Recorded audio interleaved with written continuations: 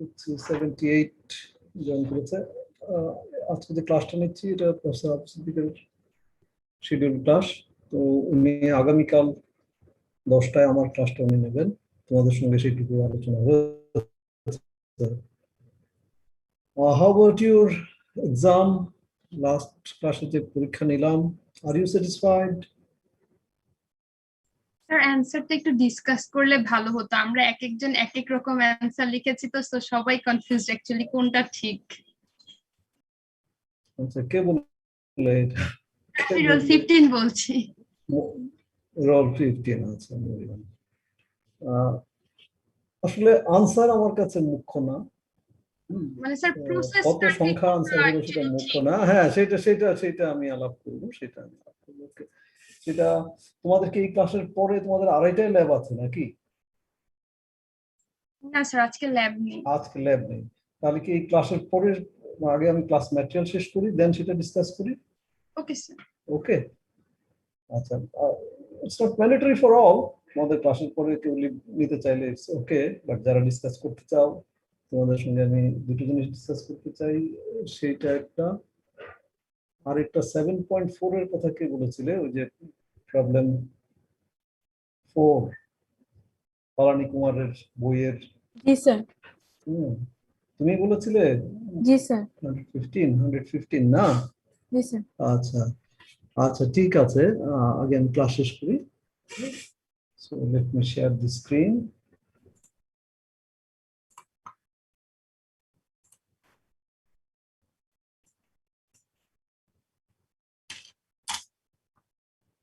নিশ্চয়ই স্ক্রিন দেখতে পাচ্ছ? এটা হচ্ছে আমার 17 লেকচার, যদিও আজকে ক্লাস হচ্ছে 19th ক্লাস, একই থাকা উচিত ছিল। আজকে যে আলোচনা করব সেটা হচ্ছে construction of field e log p curve for normally consolidated and over consolidated clays, settlement calculation equations for NC and OC clays, and some example problems. এখানে যে কনস্ট্রাকশন অফ ফিল্ড ইলক পিকার বলা হয়েছে। আমরা ইলক পিকার গত ক্লাসে আলোচনা করেছি। How did we get that ইলক পিকার? I think you can realize যদি গত ক্লাসের ম্যাটেরিয়াল দেখে থাকো, আমরা ল্যাবরেটরিতে ওয়ান ডিমেনশনাল কনসলিডেশন টেস্ট করে সেখান থেকে ইলক পিকার পাই, সেটা আমরা ডিসকাস করেছিলাম। বাট এই যে ল্যাবরেটরিতে টেস্ট করি, আমরা স্যাম্পলটা ফিল্ড থেকে নিয়ে আসি as undisturbed sample, so called undisturbed sample. যদিও আমরা এটাকে আনডিস্টার্বড বলছি, but it is subjected to disturbance to some extent. একেবারে ফিল্ডের কন্ডিশনে তো কোনোভাবেই এটা রাখার কোনো স্কোপ নেই। তোমরা দেখো, তোমরা তো সয়েল ল্যাবে এই টার্মে তো এখনো আসোনি, বাট ভার্চুয়ালি তোমরা নিশ্চয়ই দেখেছো হয়তো সয়েল ল্যাবে কতগুলো টিউবে স্যাম্পল কালেকশন করে আনা হয়, আনডিস্টার্বড স্যাম্পল। এটা কি কখনো নজরে পড়েছে? দেখেছো কেউ? ইভেন এর আগে তোমরা যখন লিফটে ওঠানামা করেছো, সিঁড়িতে ওঠানামা করেছো, দেখেছো লোকজন কতগুলো টিউব নিয়ে আসছে, এরকম দেখেছো? অ্যারাউন্ড টিউব বলতে 75 মিলিমিটার বা 100 মিলিমিটার ডায়ামিটারের টিউব, 1 মিটারের মতো লম্বা, এরকম টিউবে করে। তো ফিল্ডে আসলে বিভিন্ন ডেপ থেকে এই টিউবগুলো পুশ করে স্যাম্পল আনা হয়ে থাকে, যেটা তোমরা 4th ইয়ারে আরেকটা কোর্সে 441 কোর্সে আরো ডিটেইল করবে। স্যার এটা কি মানে টিউবে করে আনা হয় যেন আনডিস্টার্ব থাকে, মানে যেভাবে ফিল্ডে ছিল যেভাবে ফিল্ডে ছিল সেরকম। হ্যাঁ, সো এটাকে যদি আমরা আনডিস্টার্ব বলি, কিন্তু টিউব থেকে তারপরে তো সেটাকে বের করে ওই কনসলিডেশন রিংয়ে প্লেস করতে হয়। সো এটাতে স্ট্রাকচারটা হয়তো অত ডিস্টার্ব হয় না, বাট স্টিল দেন ফিল্ডে যে প্রেশার ছিল সেটা কি আর থাকে? ধরো আমি 10 মিটার নিচ থেকে একটা স্যাম্পল আনছি, 5 মিটার নিচ থেকে একটা স্যাম্পল আনছি, তার উপরে যে ওভারবার্ডেন প্রেশার ছিল ফিল্ডে, আমি যখন ল্যাবরেটরিতে এই স্যাম্পলটাকে টিউব থেকে বের করে তৈরি করছি, তখন কি আর সেই ফিল্ডের প্রেশারটা কি তার উপরে আর আছে? না স্যার, ফিল্ডের যেটা ছিল সেটা তো আর ল্যাবরেটরিতে থাকছে না। সো এটাও একটা ডিস্টারবেন্স। ফিল্ড কন্ডিশনটা তো আর এখানে মেনটেন হলো না, ফিল্ডের থেকে যে ডেপ থেকে নিচ্ছে, কেমন? সো এই কারণে আমরা ল্যাবরেটরিতে যে ইলক পিকআপটা পাই ওয়ান ডিমেনশনাল টেস্ট থেকে, that doesn't exactly or precisely represent the ELOC curve that the sample should undergo during a field loading. এখন সে কারণে অনেক সময় we want to regenerate the field ELOC curve. সেটা কিভাবে, সেখানে যেমন কয়েকটা দুটি প্রসিডিউরের কথা এখানে বলা হচ্ছে। যদি খুব হাইলি ওভার কনসোলিডেটেড ক্লে হয় তাহলে সেই ক্ষেত্রে এটা পুরোটা এই হয় না, হাইলি ওভার কনসোলিডেটেড। তো নর্মালি এখানে যে দুটো প্রসিডিউর আছে, একটা হচ্ছে for NC clay, NC normally consolidated clay for low to medium plasticity. এই low to medium plasticity, plasticity শব্দটা নিশ্চয়ই প্রফেসর আব্দুল সিদ্দিক তোমাদের কভার করেছেন বাই নাও। আমরা সয়েলকে তার প্লাস্টিসিটি ইন্ডেক্স পিআই এর উপর ভিত্তি করে এরকম একটা ক্লাসিফিকেশন তোমরা সেখানে পেয়েছো। নন প্লাস্টিক যেটা স্যান্ড অর সিল্ট এই টাইপের, তারপরে 40 বা তার বেশি হলে ভেরি হাই প্লাস্টিসিটি বলি আমরা। পিআই মনে আছে? পিআই কি বলতে পারবা? Plasticity index. Plasticity index. তাই তো এই টার্মগুলো যেখানে যেটা পাবা তুমি তোমার মেমোরি একটু রিফ্রেশ করে নিবা, যে কোথায় পেয়েছিলে, দেখো তোমার মনে থাকবে, তুমি এগুলো ভুলবে না। এটা তাহলে আমরা কিভাবে পেতে পারি?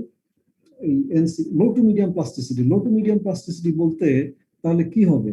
5 থেকে 10 পিআই, মিডিয়াম প্লাস্টিসিটি হচ্ছে 10 থেকে 20 পিআই। হ্যাঁ, এবং দেখো 5 এর কম হলে এটা আসলে খুব সফট হবে, মানে না সফট না, এই জায়গায় সফট কথাটা আসে না। এই জায়গায় 5 এর কম হলে তোমার মানে প্লাস্টিসিটি বিহেভিয়ার কম, স্যান্ড বা সিল্ট বা অল্প কিছু ক্লে আছে এরকম, স্যার স্ট্রেংথ থাকবে না আপনি স্যার। হ্যাঁ, মানে কোহেশন থাকবে না, প্লাস্টিসিটির সাথে কোহেশনের সম্পর্ক, কোহেশন থাকবে না। সো 5 to 20 এরকম পিআই ভ্যালু যদি হয়, সেগুলোর জন্য বলা হচ্ছে ইকোসিস্টেম। তো আমরা ফিল্ডে মনে করো একটা কার্ভ পেলাম, ফিল্ডে নয় ল্যাবরেটরিতে, consolidation curve for laboratory consolidation curve, যেটা এখানে যে 2 দেখানো হয়েছে, 2 কার্ভটা। আর 3টা এটা কনসোলিডেশন কার্ভ ফর রিমোল্ডেড স্পেসিমেন। তো নরমালি রিমোল্ডেড স্পেসিমেন করে খুব একটা টেস্ট করা হয় না। হ্যাঁ, আমরা ল্যাবরেটরিতে 1D মনে করো 2টাই পেলাম। এখন এখান থেকে ফিল্ড কার্ভটাকে পাবো কিভাবে? স্যার রিমোল্ডেড স্পেসিমেন কনসোলিডেশন কার্ভটা বলতে স্যার বুঝিনি। রিমোল্ড, মোল্ডিং, যে কাদাকে আমরা হাতে নিয়ে বিভিন্ন ভাবে এটাকে যখন নাড়াচাড়া করি, এটা কি হয়? রিমোল্ড হবে। রিমোল্ড হবে, সেটাই বলা হচ্ছে রিমোল্ডেড। আর আনডিস্টার্ব সেটা যে বলছে টিউব থেকে বের করে এটাকে সেভাবে, মানে তার স্ট্রাকচারের যাতে কোনো পরিবর্তন না হয়, সেটা হচ্ছে আনডিস্টার্ব স্যাম্পল। আর রিমোল্ডেড তো বুঝতেই পারো তুমি, কাদা মাটি দিয়ে যখনই কোনো জিনিস বানাতে যাও, সেটা আমরা যখন এটাকে নাড়াচাড়া করি এটা রিমোল্ডেড হয়ে যায়, এটাকে বলি রিমোল্ডেড সয়েল, রিমোল্ডেড স্পেসিমেন। তো ধরো এখানে ল্যাবরেটরি কার্ভটা পেলাম আমরা, curve 2। How do we get the field consolidation curve? এটাকে অনেক ক্ষেত্রে অনেক বইয়ে ভার্জিন কনসোলিডেশন কার্ভও বলা হয়ে থাকে। তো প্রথমে যে we establish the ELOC plot from laboratory and we determine the pre-consolidation pressure PC. Pre-consolidation pressure এটা আমরা গতদিন ডিসকাস করেছি। এখানে ম্যাক্সিমাম কার্ভেচারের পয়েন্টে হরিজন্টাল লাইন, তারপরে মনে পড়ে এখানে পয়েন্ট একটা হরিজন্টাল লাইন এঁকে, তারপরে এখানে একটা টেনজেন্ট এঁকে, তারপরে বাইসেক্টর রাখতে হয়, তারপরে এটাকে পিছন দিকে এক্সটেন্ড করতে হয়, এটা বাইসেক্টর যেখানে ইন্টারসেক্ট করে সেই জায়গায় আমরা করসপন্ডিং যে প্রেসার, সেটা প্রিকনসোলিডেশন প্রেসার কতদিনের ক্লাস নোটের লাস্টে ছিল। তো এখানে first we determine the preconsolidation pressure, সেই জায়গায় তাহলে একটা ভার্টিক্যাল লাইন আঁকছি যেটা এবি, এন্ড আমরা স্যাম্পলের ইনিশিয়াল ভয়েড রেশিও সেটা ক্যালকুলেট করে সেটা এখানে লোকেট করি। Then we draw a straight line যেটা সিডি, যেটা এক্স এক্সিস এর প্যারালাল, পি এক্সিস এর প্যারালাল সিডি, এই দুটো ইন্টারসেক্ট করছে, এ বি এবং সিডি ইন্টারসেক্ট করছে পয়েন্ট জি। আর আমরা E0 যেহেতু বের করেছি 0.4E0, এটা আমরা ক্যালকুলেট করতে পারি, সেই পয়েন্টটা আমরা লোকেট করে সেখানে আরেকটা হরাইজন্টাল লাইন রাখি। এটা আমার ল্যাবরেটরি কার্ভকে যেখানে ইন্টারসেক্ট করবে সেটা হচ্ছে পয়েন্ট এফ। তাহলে এবং জি আর এফ এই দুটোকে কানেক্ট করলে we get the virgin consolidation curve or field consolidation curve. হ্যাঁ, এবং এটা হচ্ছে NC, normally consolidated soil. So এই অংশটা ইলকপি কার্ভের যেটা স্ট্রেট লাইন পোর্শন, নিচের দিকের অংশ হায়ার প্রেসারে, এবং নর্মালি কনসলিডেটেড গত ক্লাসে ডিসকাস করেছি, অর্থাৎ ওই স্যাম্পলের উপরে এখানে যে প্রেসার গুলো আছে এই রেঞ্জে, এর চেয়ে বেশি প্রেসার অতীতে কখনো ছিল না, এটাই মিন করে। ইটস ভেরি সিম্পল প্রসেস, বুঝতে কোনো অসুবিধা এটাতে? আবার বলছি, এটা আমার কার্ভ 2 হচ্ছে, ল্যাবরেটরির মাধ্যমে পেয়েছি 1 dimensional consolidation টেস্ট থেকে। দেন উই ক্যালকুলেট E0, এখানে একটা হরাইজন্টাল লাইন আঁকছি, পিসি ক্যালকুলেট করে সেখানে একটা ভার্টিক্যাল লাইন আঁকছি, এই দুটোর ইন্টারসেকশন পয়েন্ট সেটা পেয়ে যাচ্ছে এখানে।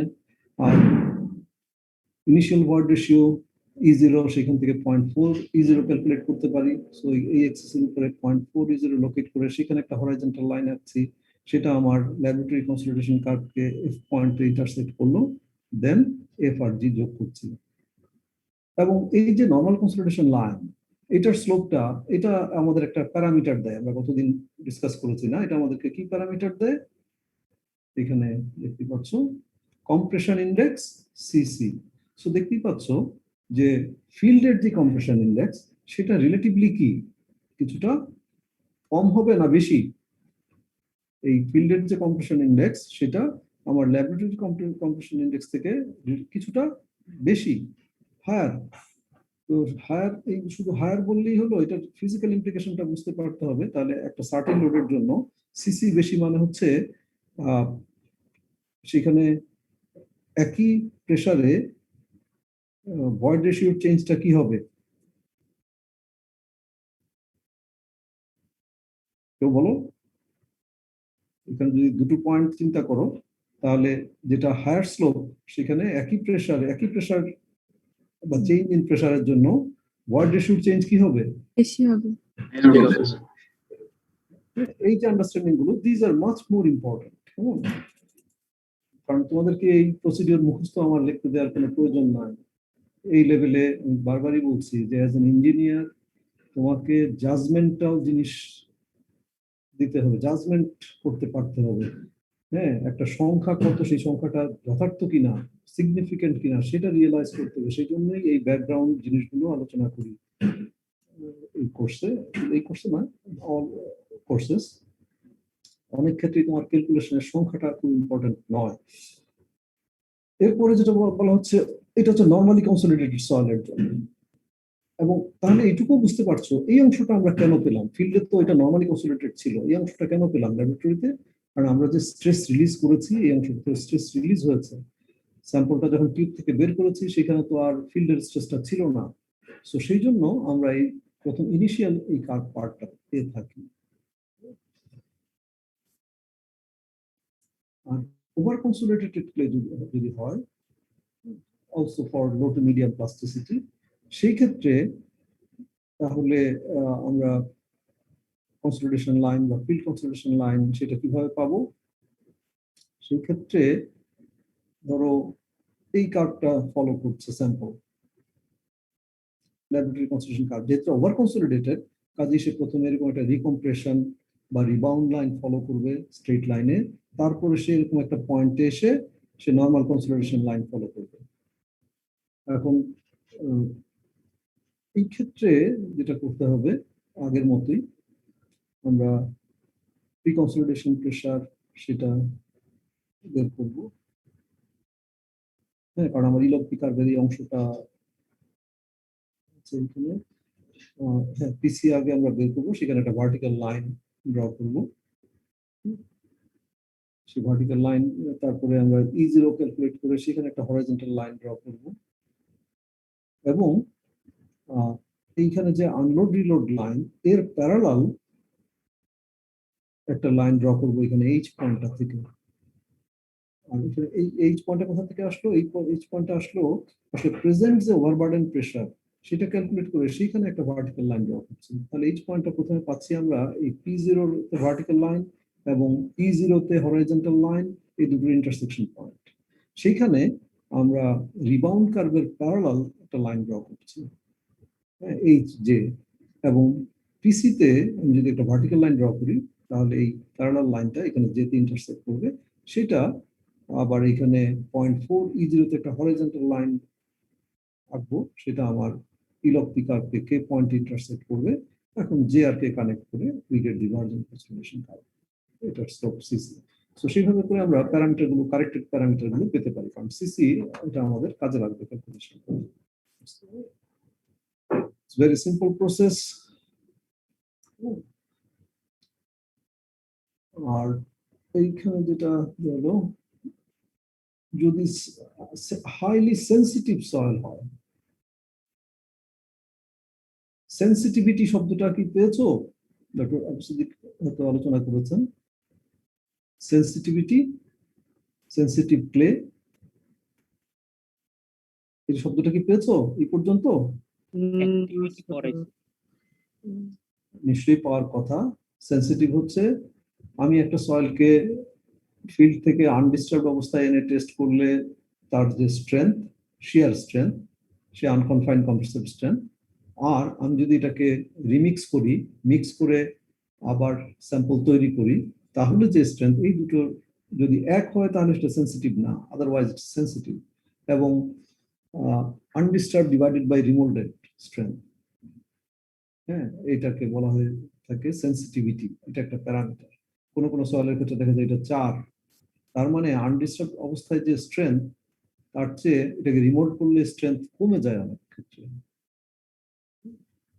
স্যার এটা মূলত স্যার হচ্ছে মানে ওভারবার্ডেন প্রেসারের জন্য হয়।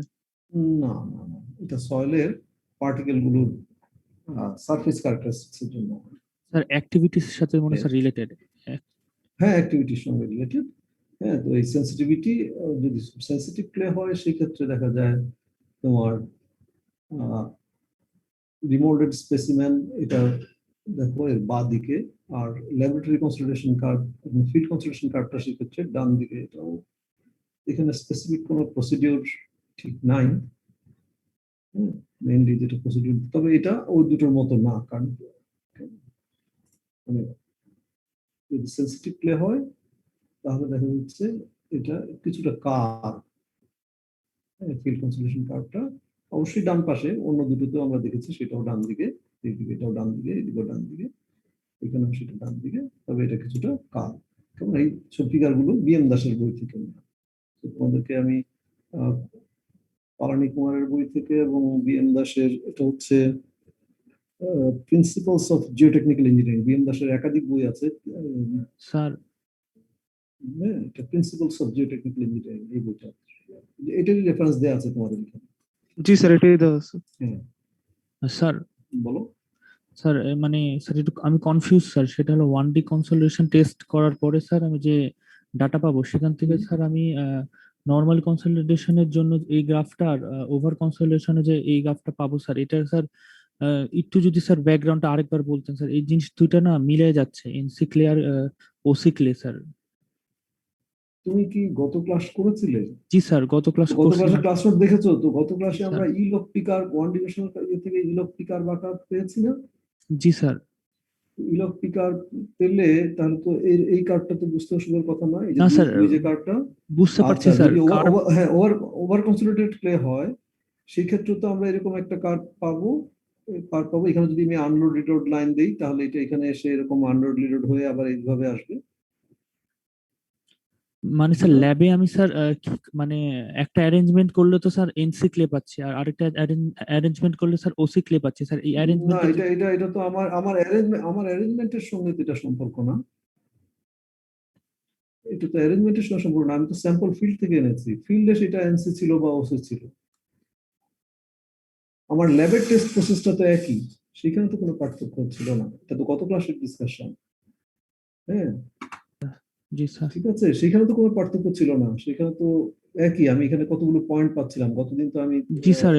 হ্যাঁ এখানে কতগুলো পয়েন্ট পাচ্ছিলাম, সেই পয়েন্ট গুলো কানেক্ট করেছি, সেখানে আমি কত থেকে ধরো স্যার লোডিং আনলোডিং। হ্যাঁ হাফ টিএসএফ, 1 টিএসএফ, 2 টিএসএফ এইভাবে করে দিয়ে ভয়েড রেশিও ক্যালকুলেট করে এখানে পয়েন্ট গুলো পাচ্ছি। তো সেখানের সঙ্গে তো এটা কোনো সম্পর্ক নাই, কারণ আমার যদি এখন ধরো ফিল্ডে 4 টিএসএফ প্রেসার আছে কথার জি কথা, স্যার, কিন্তু জি এটা যখন আমি ল্যাবে নিয়ে আসছি স্যাম্পলটা, তখন কি 4 TSF আছে ওর গায়ের না উপরে? স্যার, না স্যার। তো সেটা শুরু হচ্ছে কোথা থেকে? শুরু হচ্ছে, আর সেই টেস্টটা তো শুরু হচ্ছে এরকম হাফ TSF 1 TSF এরকম থেকে, ওটা 0 প্রেসার ছিল। জি এটা তো স্যার, প্রেসার স্কেল, এটা তো প্রেসার স্কেল। এই প্রেসার স্কেলে তো তার একটা জিরো জিরো, এখানে লগে জিরো প্লট করতে পারছো না, এটা যেহেতু লগ স্কেল। কিন্তু এখানে তুমি যদি 0.25 TSF থেকে শুরু করে থাকো, তাহলে 0.25 TSF এর পয়েন্টটা এখানে আসছে, অথচ ফিল্ডে তো ছিল এটা 4 TSF। সো ওই কাজে তুমি কার্ভটাকে তো এরকমই পাচ্ছ। তো এখান থেকে শুরু করে এটা যখন এরকম আসলো, তুমি একটা আন্ডার ডিলোড দিলে, দেওয়ার পরে সেটা আবার এরকম হবে। জি স্যার, বুঝতে পারছি ওকে, স্যার। জি sir, thank you sir. Okay, যদি এইখানে প্রশ্ন না থাকে, দেন আমরা বলছি যে এই যে প্যারামিটারটা আমরা ক্যালকুলেট করলাম বা পেলাম, CC, capital C subscript C, সেটা আমাদের একটা ইম্পর্টেন্ট প্যারামিটার, যেটা 1D কনসলিডেশন থেকে আমরা পাচ্ছি। এটা থেকে আমরা সেটেলমেন্ট ক্যালকুলেট করতে পারি, কনসলিডেশন সেটেলমেন্ট। কেমন করে সেটা এখানে হচ্ছে যে, suppose you have placed a foundation, একটা ফুটিং, যেটা একটা স্যাচুরেটেড ক্লে লেয়ারের উপরে প্লেস করা হলো, এবং এই ক্লে লেয়ারটার থিকনেস হচ্ছে এইচ। এইটা ফাউন্ডেশনটা প্লেস করার আগে নিশ্চয়ই এই লেভেলে একটা ওভারবার্ডেন প্রেসার থাকবে। ওভারবার্ডেন প্রেসার কত এমনিতে নরমালি ইন জেনারেল কোন একটা লেভেলে?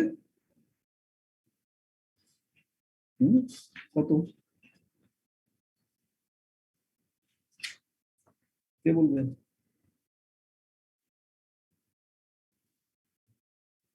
কেউ বলতে পারবে? Sir gamma W. Gamma W? আপনি বলছেন ওভারবার্ডেন প্রেসারের কথা? হ্যাঁ, এখানে বলছি কোন একটা লেভেলে, ধরো এই যে লেয়ারটা 50-60 psi। এত জটিল কিছু আমি জিজ্ঞেস করি নাই। অবশ্যই তোমরা পারবে, তোমরা জাস্ট একটু চিন্তা করো। ওভারবার্ডেন প্রেসারের কথা আমরা আগেও ডিসকাস করেছি, একদম একদম বেসিক জিনিস এগুলো। ওভারবার্ডেন প্রেসার মানে কি? এই লেভেলে এর উপরে কত বার্ডেন আছে, এটাই তো। এর উপরে ওভার কতটুকু এর উপরে বার্ডেন আছে এখন? সয়েলের নিজের স্যার ওয়েটটা। Gamma H sir. Gamma, gamma H, summation of sir, gamma H. বুঝছি স্যার। হ্যাঁ, কোন একটা লেভেলের ওভারবার্ডেন প্রেসার হচ্ছে ওই লেভেলের summation of gamma H. Summation কথাটা কেন বলেছি? কারণ সেখানে একাধিক লেয়ার থাকতে পারে, সেখানে ওয়াটার টেবল থাকতে পারে। ওয়াটার টেবল হলে সেটা তো ইফেক্টিভ প্রেসারটা তো কমে যাবে, গামা প্রাইম হবে। হ্যাঁ, সো সামেশন, এখানে যদি একাধিক লেয়ার থাকে তার সামেশন অফ গামা এইচ বলে। এখানে ধরো যে ফিগারটা এঁকেছি, এখানে P0 প্রাইম তার ওভারবার্ডেন প্রেসার ছিল এই ক্লে লেয়ারের উপরে। এখন এই ফাউন্ডেশনটা প্লেস করার পর সেটা ডেল্টা পি পরিমাণ বাড়লো। ইজ ইট ওকে? মানে ফাউন্ডেশন প্লেস করার আগে এই ক্লে লেয়ারের এই লেভেলে, টপ লেভেলে P0 প্রাইম ওভারবার্ডেন প্রেসার ছিল, আর আমরা যখন ফাউন্ডেশনটা প্লেস করলাম তখন এই লেভেলেই আরো ডেল্টা পি প্রেসার বাড়লো। এই লোড ডিভাইডেড বাই এরিয়া, সেটাই তো আসবে ডেল্টা পি, নাকি?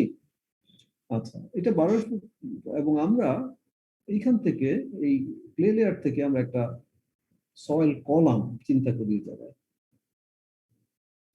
সয়েল কলাম, সেটা যেহেতু এটা স্যাচুরেটেড পুরোটা, এবং ওয়াটার লেভেল আসলে এখানে উপরে কোথাও ধরা, এখানে উপরে।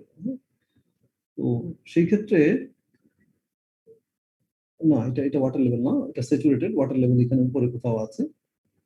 এই সয়েল কলামটা দেখো, এইচ থিকনেসের clay layer, so this is the H thickness, এবং আমরা ধরছি এদিকে এটার ক্রস সেকশনাল এরিয়া ইউনিটি। এটা মিটারে হলে এটা 1 স্কয়ার মিটার, এটা ফিটে হলে এটা 1 স্কয়ার ফিট। এবং এখানে তাহলে এই সয়েল কলামের মধ্যে সলিড থাকবে একটা পার্ট, সেটা এইচএস। আর এই ফাউন্ডেশন প্লেস করার ফলে এখানে এটা সেটেলমেন্ট যেটুকু হবে, এটা ভলিউমে কমবে, সেটা হচ্ছে ডেল্টা এইচ। এবং বুঝতেই পারছো সলিডের তো কোনো পরিবর্তন হবে না, এখানে শুধু ভয়েড স্পেস যেটা ওয়াটার দিয়ে ফিল্ড ছিল সেটা ভলিউমে কমবে। তো এটা যেহেতু ইউনিট ক্রস সেকশন, তাহলে আমরা ভলিউম অফ সলিড সেটাকে কি বলতে পারবো? এইচএস ইন্টু 1, তাই তো? হাইট ইন্টু এর cross sectional area, so cross sectional এরিয়াকে আমরা 1 ধরেছি। আর টোটাল ভলিউম সেটা এইচ ইন্টু এইচ, এবং চেঞ্জ ইন ভলিউম সেটা delta H into 1 delta H. এবং এই ক্ষেত্রে আমরা দেখছি যে ভার্টিক্যাল স্ট্রেইন বা আমরা যদি ডেল্টা এইচ বাই এইচ এটা ক্যালকুলেট করি, এই রেশিওটা এটা আসলে volume ratio, change in volume divided by volume, একই দাঁড়ায়। So it's our equation 1। এখন এখানে আরো কিছু প্যারামিটার আমরা বের করছি, কোয়ান্টিটি বের করছি। সে এখানে ভিবি ভলিউম অফ ভয়েড, সেটা by definition E into VS. এবং এইখান থেকে আমরা যেটা দেখতে পাই ডেল ভি কত হবে, ডেল্টা ইন্টু ই ইন্টু ভিএস। এটা বুঝতে কি কারো অসুবিধা? তুমি যদি এটাকে ডিফারেন্সিয়েট করো, এখানে ই জিরোটা কনস্ট্যান্ট না, ডিফারেন্সিয়েট করে যেমন এটা যদি ওয়াই আর এটা যদি সাম সি এক্স হয়, ডিওয়াই ডিএক্স করো, সেখান থেকে তুমি ডেল্টা ওয়াই বের করতে পারো না? এখানে ইটা তো কনস্ট্যান্ট, এটা কি কনস্ট্যান্ট? এটা চেঞ্জ হচ্ছে, ভিএসটা ভিএস কনস্ট্যান্ট। ভিএস কনস্ট্যান্ট, সেটা সলিডের কোনো পরিবর্তন হচ্ছে না, ভিএস কনস্ট্যান্ট। সো তাহলে এখানে delta V equal to delta into VS. বিভিন্নভাবে তুমি যেভাবে ইন্টারপ্রেট করতে পারো, বিভিন্নভাবে চিন্তা করতে পারো। এবং টোটাল ভলিউম ভি, এটা ভিএস প্লাস ভিবি, এবং ভিবি যেহেতু জিরো ভিএস, এখানে এটা এক্সপ্রেশন আগেও পেয়েছো, ভিএস ইন্টু 1 প্লাস ই জিরো। তাহলে এখানে ডেল্টা ভি বাই ভি যেটা, সেটা কি দাঁড়াচ্ছে? Delta E by 1 plus E zero. V এর জায়গায় ভিএস ইন্টু 1 প্লাস ই জিরো, আর ডেল্টা ভি এর জায়গায় delta e into VS. So এটা ভিএস ক্যান্সেল আউট হয়ে delta E by 1 plus E zero. এবং এই 1 আর 2 থেকে তাহলে আমরা পাচ্ছি delta H by H equal to delta E by 1 plus E zero. এবং এখান থেকে আমরা ডেল্টা এইচ, এই ডেল্টা এইচটাই তো আমার settlement, delta E by 1 plus E zero into H. নিশ্চয়ই এগুলো বুঝতে কোনো অসুবিধার কথা না, এগুলো এক্সপ্লেন করার মতো এমন কিছু না এই লেভেলে। এখন আমার যদি এটা নর্মালি কনসোলিডেটেড প্লে হয়, তাহলে এইখানে যে আমরা লোডটা চাপালাম ফাউন্ডেশনের উপরে, সেটা কি হলো? P0 যে প্রেসার ছিল সেটা বেড়ে এখন P0 প্লাস ডেল্টা পি হয়েছে। অর্থাৎ আমরা যদি তার কম্প্রেশন লাইনটা চিন্তা করি, এনসি লাইনটা চিন্তা করি, যেটা ভয়েড রেশিও এবং প্রেসারের সম্পর্ক দিচ্ছে আমাদেরকে, সেই ক্ষেত্রে এই P0 প্রাইম করসপন্ডিং যে পয়েন্টটা, সেইখানে স্যাম্পলটা থাকার কথা, তার স্টেটটা থাকার কথা P0 এখানে এইরকম এই পয়েন্টে থাকার কথা। তারপর যখন এই লোডটা চাপলো, তখন সে কম্প্রেশনের পরে এই P1 প্রাইম প্রেসারের যে পয়েন্টটা, এইটুকু সে ট্রাভেল করার কথা, অর্থাৎ তার ডেল্টা পি এই প্রেসার বাড়লে এইখানে এইটুকু ডেল্টা ই চেঞ্জ হওয়ার কথা। এবং এখানে এটার স্লোপ হচ্ছে আবার সিসি। কাজে এইখান থেকে আমরা এটা একটা line, straight line, semi logarithmic প্লটে, তাতে আমরা এই দুটো পয়েন্ট থেকে এর স্লোপটা বের করতে পারি। তোমরা এগুলো এসএসসি বা এইচএসসি লেভেলে পড়ে এসছো। দুটো পয়েন্ট থাকলে y2 minus y1 divided by x2 minus x1, এটা m নাকি এরকম, এটা logarithmic. So log of p1 minus log of p0, এটা নেগেটিভ স্লোপ, যদিও আমরা এখানে নেগেটিভ কোয়ান্টিটি হিসাব করছি না। So delta E by delta P না, আসলে এখানে তো log scale, log of p1 minus log of p0, এটা আমাদের বাই ডেফিনেশন সিসি সেভাবেও দেখতে পাই। এখানে এই ডেল্টা ই কত আসছে? এখান থেকে CC log of P dash, তাই তো? এটা তো just CC into this quantity log of p1 by p0।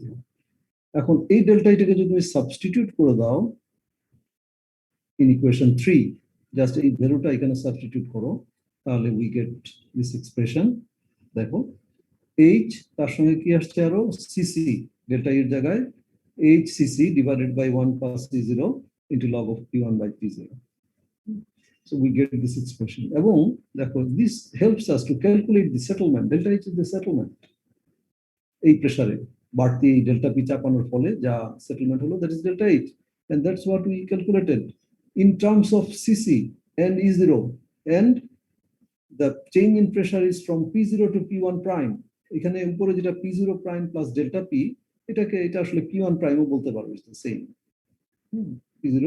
P0 plus delta P equal to P1 prime. তাহলে এই ইকুয়েশনটাই আমরা ব্যবহার করে থাকি for estimating or determining consolidation settlement, primary consolidation settlement. হ্যাঁ, যদি এটা এনসি ক্লে হয়, তার উপরে এই লোড চাপালে আমার কনসলিডেশন সেটেলমেন্ট কত হবে, সেটা এই এক্সপ্রেশন। তাহলে আমার কি প্যারামিটারটা লাগছে? সিসি লাগছে, E0 লাগছে, এবং প্রেসারের কোনখান থেকে কোথায় যাচ্ছে প্রেসারটা সেটা আমার জানতে হচ্ছে। That's all, very simple equation. তবে এটাকে অনেক ক্ষেত্রে আমরা সামেশন হিসাবে ব্যবহার করে থাকি। আমরা সাব লেয়ার নিয়ে, একটা লেয়ার না নিয়ে এটা বিভিন্ন সাব লেয়ারে ভাগ করি, মূল লেয়ারটাকে যদি বিশেষত থিকনেস বেশি হয়, হ্যাঁ, এবং তারপর এটাকে সামেশন হিসেবে ব্যবহার করে থাকি। It gives relatively better assessment of the settlement. তো এই সাব লেয়ার হলে কেন বেটার অ্যাসেসমেন্ট দিবে সেটা চিন্তা করে দেখো। এই ইকুয়েশন এর মধ্যে চিন্তা করে দেখো, এখানে P0 প্রাইম, P1 প্রাইম, হ্যাঁ, P0 প্রাইম আমি যদি একটা সাব লেয়ার নেই, তাহলে এইটা একটা বড় থিকনেস হলে হ্যাঁ, তার উপরে P0 প্রাইম যা হবে, আমি যদি এটা আরো সাব লেয়ারে ভাগ করি, সেই লেয়ার গুলির উপরে P0 প্রাইম চেঞ্জ হবে। খেয়াল করে দেখো, এটা অনেক বড় থিকনেস হলে এই প্রেসারটা নিচ্ছে এই লেয়ারের উপরে, কাজে সেটা এক্স্যাক্টলি ঠিক হচ্ছে না, তার কিছুটা ইফেক্ট থেকে যাচ্ছে। আবার E0 সেটা গ্র্যাজুয়ালি প্রতিটা সাব লেয়ারের জন্য আমি যদি একটা স্লোড ইনক্রিমেন্ট নিতাম, সেটা তো চেঞ্জ হয়ে আরেকটা ভয়েড রেশিও হচ্ছে। তো সেই ইফেক্ট গুলো কারণে সাব লেয়ার যদি আমরা নেই, তাহলে that gives better estimation of settlement. আর এখানে আমরা আরো প্যারামিটারের কথা বলেছিলাম যে এবি এবি কি জিনিস মনে আছে? এবি এবং এমবি, এই দুটো প্যারামিটার কে বলতে পারবে? এবি কি জিনিস ছিল? কোএফিসিয়েন্ট অফ কম্প্রেসিবিলিটি ছিল এটা sir, AB. AB coefficient of compressibility, আর এমবি আর sir coefficient of volume coefficient of volume compressibility. তো এই দুটো প্যারামিটারও আমরা এখানে পেতে পারি। যেমন না না, এগুলো তো আমরা টেস্ট থেকে পেয়েছি, এবি আর এমবি, কিন্তু সেগুলো ব্যবহার করেও আমরা কিন্তু সেটেলমেন্ট পেতে পারি, ডেল্টা এইচ পেতে পারি। এখানে যেমন delta H in terms of CC পেয়েছি, সিসি প্যারামিটার জানলে যেমন ডেল্টা এইচ ক্যালকুলেট করতে পেরেছি, আমরা এবি পেলেও করতে পারি। কারণ একটা সার্টেন প্রেসার ইনক্রিমেন্টের জন্য by definition AB is del e del P minus del e del P. তো সেখান থেকে del e equal to AB into del P. So সেখানে দাঁড়াচ্ছে কি তাহলে এই ডেল এইচ ইকুয়াল টু, অর্থাৎ পরের যে 3 নাম্বার ইকুয়েশনটা ছিল এখানে ডেলির জায়গায় সেটা যদি সাবস্টিটিউট করি, তাহলে আমরা এই এক্সপ্রেশনটা পাই ইন টার্মস অফ এবি। অর্থাৎ এবি প্যারামিটারটা জানলেও ডেল্টা এইচ ক্যালকুলেট করতে পারছি, অথবা এমবি কে জানলেও আমরা ক্যালকুলেট করতে পারবো, কারণ এমবি যে definition AB by 1 plus E0, so del e by del P divided by 1 plus E0। সেখানে আমরা ডেলি বের করে নিয়ে আমরা যদি সেম ইকুয়েশন 3 তে সাবস্টিটিউট করি, তাহলে ডেল এইচ কে ইন টার্মস অফ এমবি পাচ্ছি। সো আমরা দেখতে পাচ্ছি যে ওয়ান ডিমেনশনাল কনসিডারেশন আমরা সিসি অথবা এবি অথবা এমবি এই প্যারামিটার গুলো যদি আমরা জানতে পারি কোনো একটা সয়েলের জন্য, তাহলে আমরা তার সেটেলমেন্ট ক্যালকুলেট করতে পারছি, যেটা আমাদের যে ডেল এইচ। তবে একটু পার্থক্য ওই জায়গায় আছে, সেটা খেয়াল করার মতো। সিসিটা আমাদের একটা সয়েলের জন্য একই কনস্ট্যান্ট।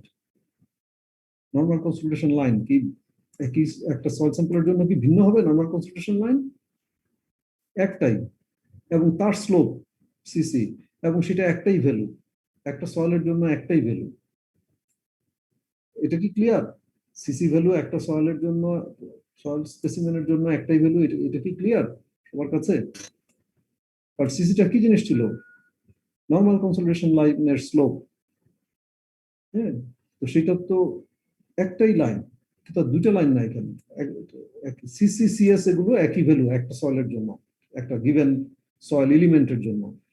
কিন্তু আমরা গত ক্লাসে ডিসকাস করেছিলাম যে এবি এবং এমবি এই দুটো, সেটা কি একটা সয়েল স্পেসিমেনের জন্য একটাই ইউনিক ভ্যালু?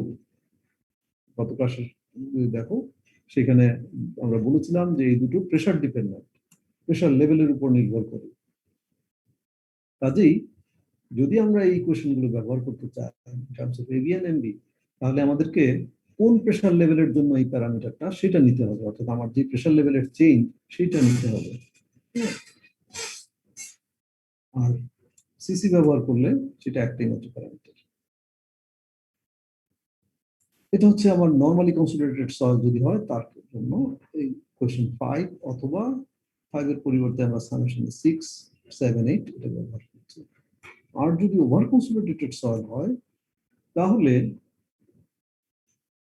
আমার ওভার কনসিডারেটেড সয়েল মানে কি? ওভার কনসিডারেটেড সয়েল মানে আমার এক্সিস্টিং প্রেশার আছে মনে করো P0 প্রাইম, অর্থাৎ ইলেকট্রিক্যাল যদি আমি চিন্তা করি ওই সয়েল এলিমেন্টের জন্য, তাহলে এটা এমন একটা কোন জায়গায় আছে যেটা রিকম্প্রেশন লাইনের উপরে আছে।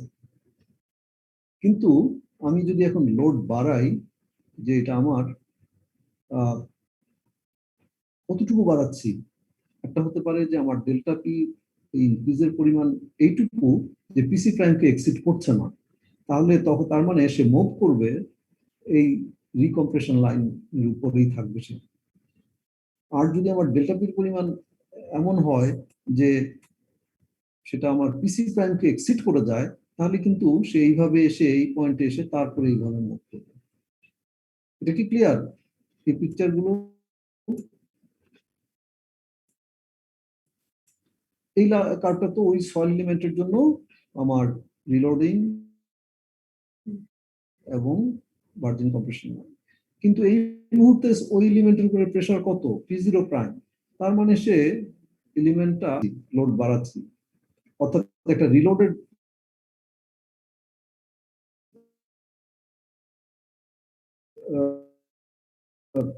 অনেক কিছু ছিল, মনে করে একটা পাহাড়ি ছিল, এখন সেটা নাই। তো তার মানে তার পিসি প্রাইম ছিল এরকম, আর এখন যা প্রেসার আছে সেটা কম। তার উপরে আমি একটা ফাউন্ডেশন ডিফরমেশন হবে, সেটা ফলো করবে এই রিলোডিং লাইন। তারপরে পিসি প্রাইম এক্সিট করলে তারপরে সে এনসি লাইনে আসবে।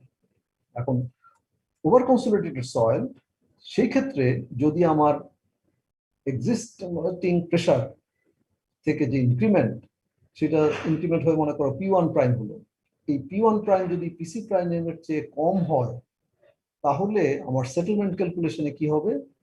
এখানে তো এই দুটো পয়েন্টে এখান থেকে এই জায়গায় আসবে, এই পয়েন্ট থেকে এই পয়েন্টে আসবে, তাহলে সেটেলমেন্ট ক্যালকুলেশনে সেই আগের এক্সপ্রেশনটাই জাস্ট এখানে কি হবে, সি এর জায়গায় সিআর হবে, H CR divide by 1 plus 0 P1 prime by P0। আর যদি এটা জাস্ট একটা লাইনের দুটো পয়েন্টের স্লোপ থেকে আসছে, আর যদি এমন হয় যে আমার এক্সিস্টিং প্রেসার P0 প্রাইম, কিন্তু আমি ফাউন্ডেশন প্লেস করার পর যে P1 প্রাইম হবে সেটা আমার পিসি প্রাইমের চেয়ে বেশি, তাহলে তো সে এই পয়েন্ট থেকে এইভাবে এসে এখানে পিসি প্রাইমের পয়েন্টার পরে তার নর্মাল কম্প্রেশন বা ভার্জিন কম্প্রেশনে সেটা বেড়ে যাবে, তার ডিফরমেশন, রেট অফ ডিফরমেশন। সেই ক্ষেত্রে তাহলে এইখান থেকে এই পর্যন্ত আসতে একটা স্লোপ, আবার এখান থেকে সে যাবে আরেকটা স্লোপে, তখন এটা ক্যালকুলেশনটা হবে দুটো পার্টে, অর্থাৎ এই ওভারলোডেড অংশটা সেটা যদি ডেল্টা E1 হয় আর তার নিচের অংশটা এটা যদি ডেল্টা E2 হয়, তাহলে দুটো মিলে হচ্ছে ডেল্টা ই, যেটা আমরা এখানে এই জায়গায় যেটা ডেল্টা ই ক্যালকুলেট করেছিলাম, এই যে ডেল্টা ই যে অংশটা ছিল, এটা তো তাহলে তখন দুই পার্ট থেকে আসবে, এবং তখন ইকুয়েশনটাকে আমরা দুই ভাবে লিখবো, delta equal to delta E1 plus delta E2, এবং ডেল্টা E1 অংশটা আসবে এটার স্লোপ থেকে, যেটা হবে CR into log of PC prime by P0 prime, আর ডেল্টা E2 অংশটা সেটা আসবে CC log of P1 prime by PC prime. এখানে কোনো অসুবিধা কারো? এই ফর্মুলাগুলো মুখস্থ করার কোনো প্রয়োজন নাই, তুমি জাস্ট এই পিকচার গুলো একটু হাতে এঁকে নিজেরা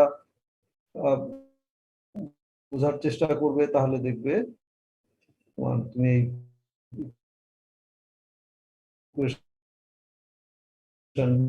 মুখস্থ করার কিছু নাই।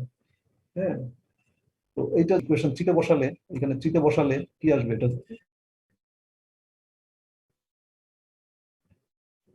এখানে দেখো যোগ করে দুটো পার্ট আসছে, তখন এই অংশটাতে E0 থেকে শুরু হয়ে কোথায় আসছে, ইসি পর্যন্ত, E0 থেকে শুরু করে ইসি পর্যন্ত, ইসি কার করসপন্ডিং, পিসি প্রাইমের করসপন্ডিং। সো এখানে এখানে H CR divide by 1 plus 0। আর যখন দ্বিতীয় পার্টে আসছে, এই স্লোপে আসছে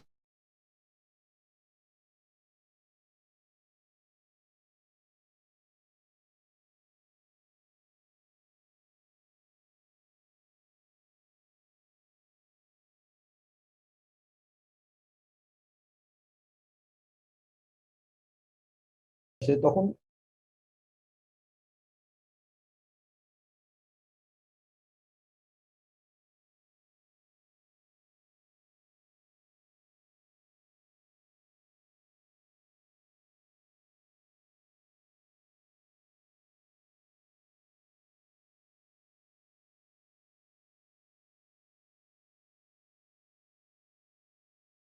Recording stopped.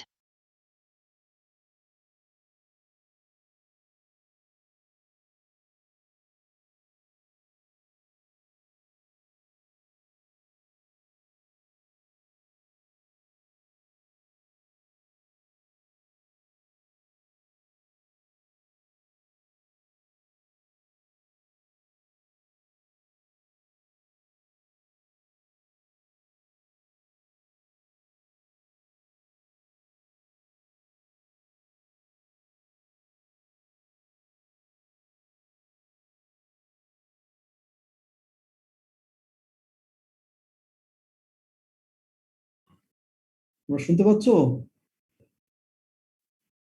জি স্যার। আচ্ছা, ডিসকানেক্ট হয়ে গিয়েছিল, দেখি কতটুকু পর্যন্ত শুনতে পেলে, মাঝখানে ডিসকানেক্ট হয়ে গেল। তো এখন কি স্ক্রিন দেখতে পাচ্ছ নাকি আবার শেয়ার করতে হবে? স্যার দেখা যাচ্ছে না, আরেকবার শেয়ার করা লাগবে।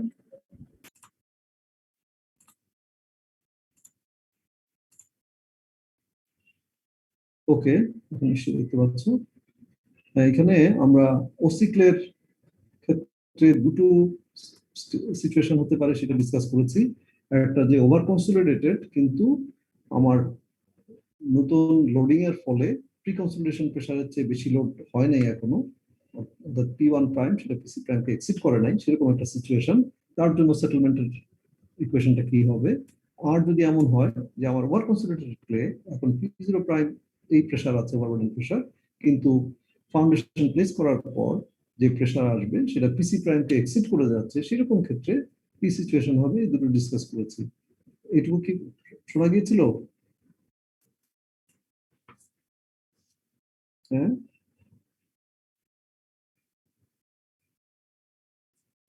রোল 18। জুবায়ের আছো? জি স্যার, আছি স্যার। স্যার আরেকবার রিপিট করবেন, আমি খেয়াল করিনি।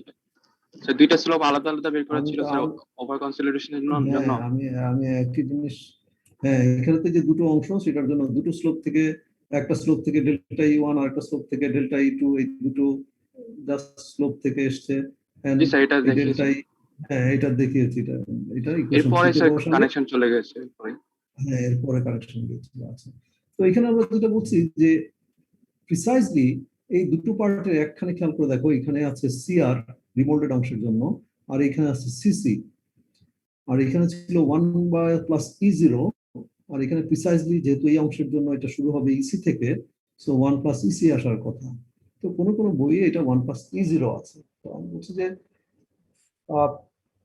এইখানে E0 ব্যবহার করলেও, যদি এটা ম্যাথামেটিক্যালি কারেক্ট না, বাট আমাদের হাতে যদি ইসি না থাকে, E0 ব্যবহার করলেও খুব একটা অসুবিধা হয় না, বিকজ ধরো আমরা সেটেলমেন্ট ক্যালকুলেশন করছি, সেখানে সেটা 50 হলো না 52 হলো, এটা আমাদের ডিসিশনের জন্য খুব বড় ফ্যাক্টর না। আমরা যে কনস্টিটিউশন সেটেলমেন্ট, সেখানে ইভেন কোনো কোনো ক্ষেত্রে 100, 150, 200 মিলিমিটার এরকম সেটেলমেন্ট, বা আরো বেশি 300, 400 মিলিমিটার সেটেলমেন্ট। তো সেই সেটেলমেন্টের জন্য এখানে এই E0 ব্যবহার করার ফলে যে ডিফারেন্সটা, এটা খুব তেমন সিগনিফিকেন্ট কিছু না, বাট প্রিসাইজলি বললে এখানে ইসি হওয়া উচিত। হ্যাঁ, তোমাদের বিএম দাসের বইয়ে দেখবে E0 আছে, পালানি কুমারের বই এখানে ইসি বলা হচ্ছে, এবং তোমরা নিজেরাও বুঝতে পারছো এটা যেটা আমি লাইনের স্লোপ থেকে বের করছি, এখানে ইসি থাকার কথা। আমরা এখানে কয়েকটা প্রবলেম ডিসকাস করছি। দেখো একটা প্রবলেম, এটা বিএম দাসের বই, এটা পড়ো। এখানে নিচে একটা সয়েল প্রোফাইল দেওয়া আছে, হ্যাঁ, কি উপরে 3 মিটার স্যান্ড, তারপরে 6 মিটার, এটাও স্যান্ড, দুইটাই স্যান্ড, বাট এখানে ওয়াটার লেভেলটা 3 মিটার নিচে, তার নিচে আছে ক্লে, এটা 6 মিটার থিকনেস, এখানে ডেনসিটি গুলো দেওয়া আছে, এটার ওয়ার্ড রেশিও, লিকুইড লিমিট দেওয়া আছে, তার নিচে আবার স্যান্ড। এই ক্লে লেয়ার, এখানে এই যে অবজার্ভ করার মতো, এই ক্লে লেয়ারটার উপরে একটা স্যান্ড লেয়ার এবং তার নিচেও আর একটা স্যান্ড লেয়ার, এটাও পারমিয়েবল, এটাও পারমিয়েবল। যদিও এই পারমিয়েবিলিটি একদিকে হলো না, দুই দিকে হলো, সেটা আমাদের এই সিসি বা ওয়ান ডিমেনশনাল কনসলিডেশনের এখন পর্যন্ত আমরা যে ক্যালকুলেশন করলাম সেটার সঙ্গে কোনো সম্পর্ক নাই। সম্পর্ক শুধু এইটুকু, এটা থেকে পানি বেরোতে পারছে কিনা। কারণ ওয়ান ডিমেনশনাল কনসলিডেশন টেস্টে আমরা কি করেছি, দুই দিকে পোরাস্টোন দিয়ে আমরা বলেছি যে উপর থেকে যখন আমি লোড চাপাই পানিটা পোরাস্টোন দিয়ে বের হয়ে যাচ্ছে। সো এটা একদিকে হোক দুই দিকে হোক, পানিটা যদি বের হওয়ার সুযোগ পায়, প্রেশারটা রিলিজ করার সুযোগ পায়, অর্থাৎ আমরা যেটা আমাদের টার্মে বলি প্রেশার ডিসিপেশনের সুযোগ পায়, তাহলে সে একসময় না একসময় এই সব পোর প্রেশার ডিসিপেট করবে, এটা সেটেল করবে, কম্প্রেসড হবে।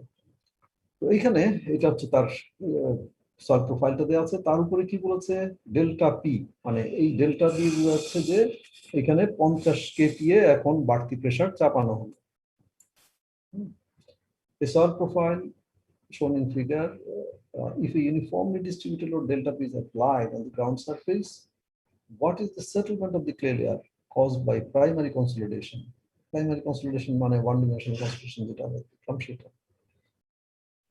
কখন? তিনটা সিচুয়েশন বলছে। if the clay is normally consolidated, if PC is 190 অথবা PC 170। PC মানে এটা বুঝতে পারছো তো কি বলছে। আর এখানে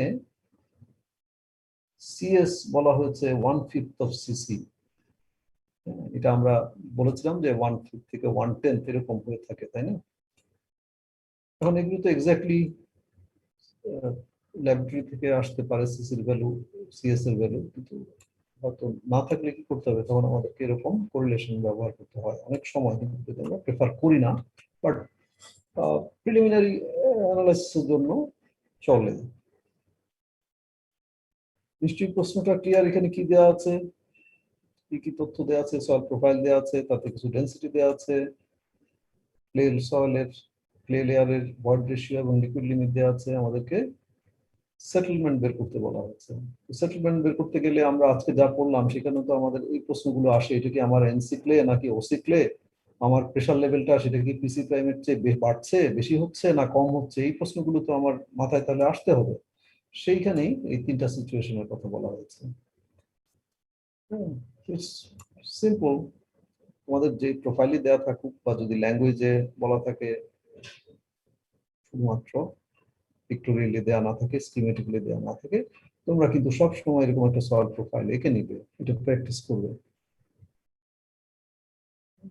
তো এখানে যদি এটা নরমালি কনসোলিডেটেড ক্লে হয়, তাহলে আমার সেটেলমেন্ট ক্যালকুলেশনটা তো এই ফর্মুলা থেকে আসবে, HCC by 1 + E0 log of P1 prime by P0 prime, যেটা আমরা আজকে এখানে দেখলাম, তাই না? এই যে কোথায়, এর উপরে এই জায়গাটা এইচসিসি বাই 1 + E0, এটা এই লাইনের দুটো পয়েন্ট আসছে। তুমি নিজে একবার হিসাব করো, দেখবা এটা তোমাকে মুখস্থ করতে হবে না কখনো।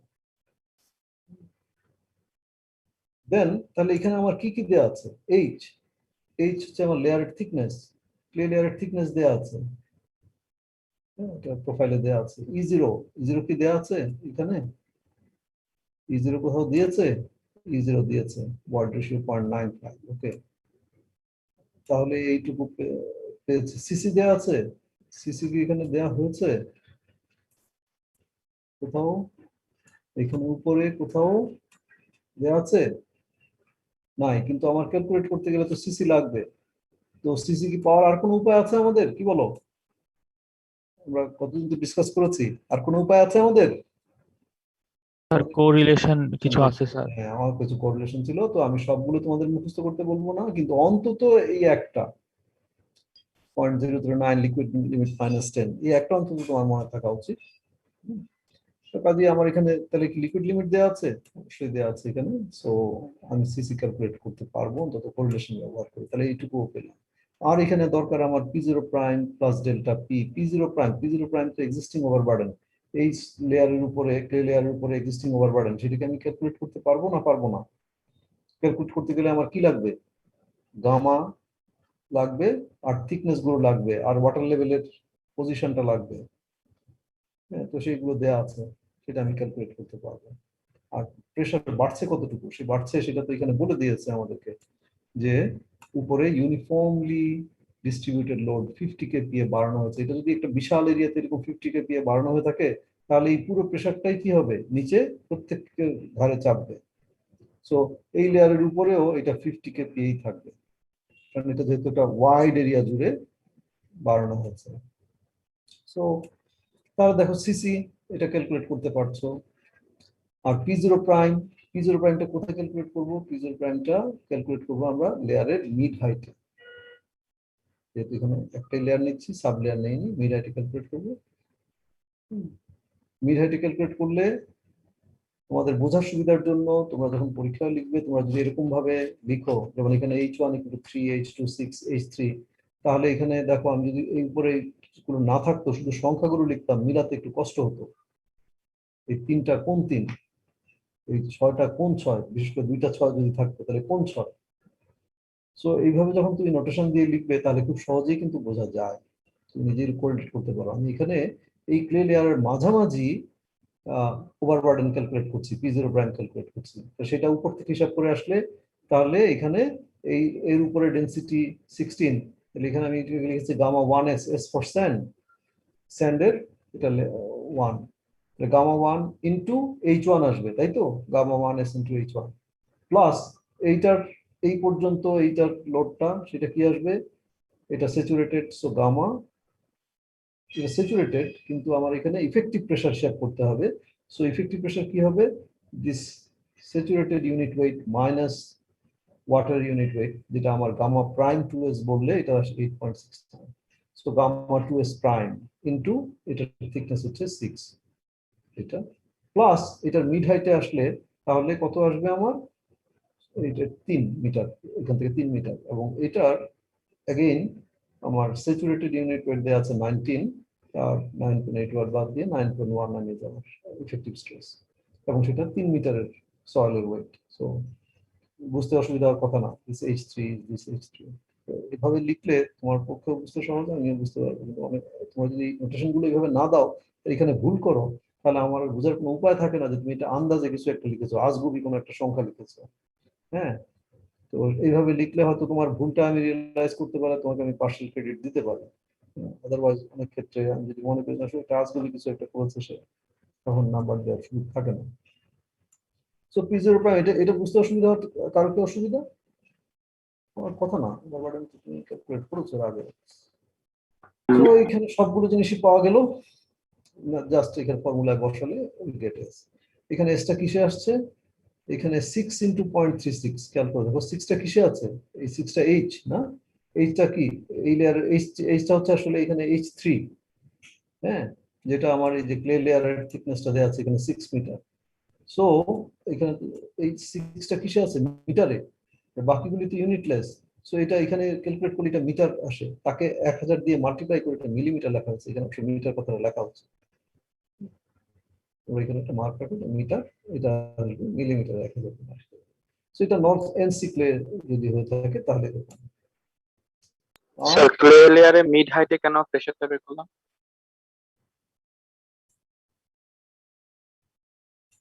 এই ক্লে লেয়ার কোথায় বের করবা, পি0 প্রাইম, সেটা কোথায় বের করলে যৌক্তিক হবে? তুমি থিওরিটা যখন তুমি রিয়েলাইজ করবা, হ্যাঁ, ওখানে আমরা এই যেই লেয়ারটার থিকনেস ধরেছি H, তার উপরের প্রেসারটাকে ধরেছি পি0 প্রাইম।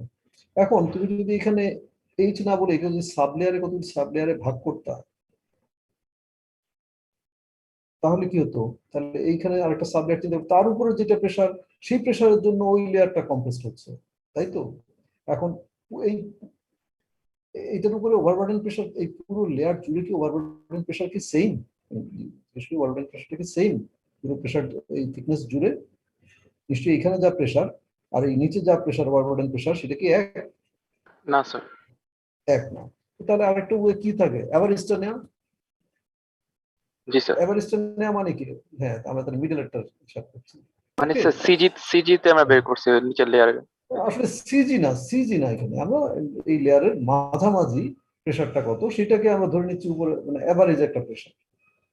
সেজন্য এখানে বলেছিলাম যে যদি আমরা প্রিসাইজ হতে চাই, তাহলে দেখো আমরা বলেছিলাম যে সাব লেয়ার যদি আমরা নেই তাহলে সুবিধা, সামেশন অফ করে এখানে আরো কতগুলি সাব লেয়ার ভাগ করলে তাহলে প্রত্যেকটা লেয়ারের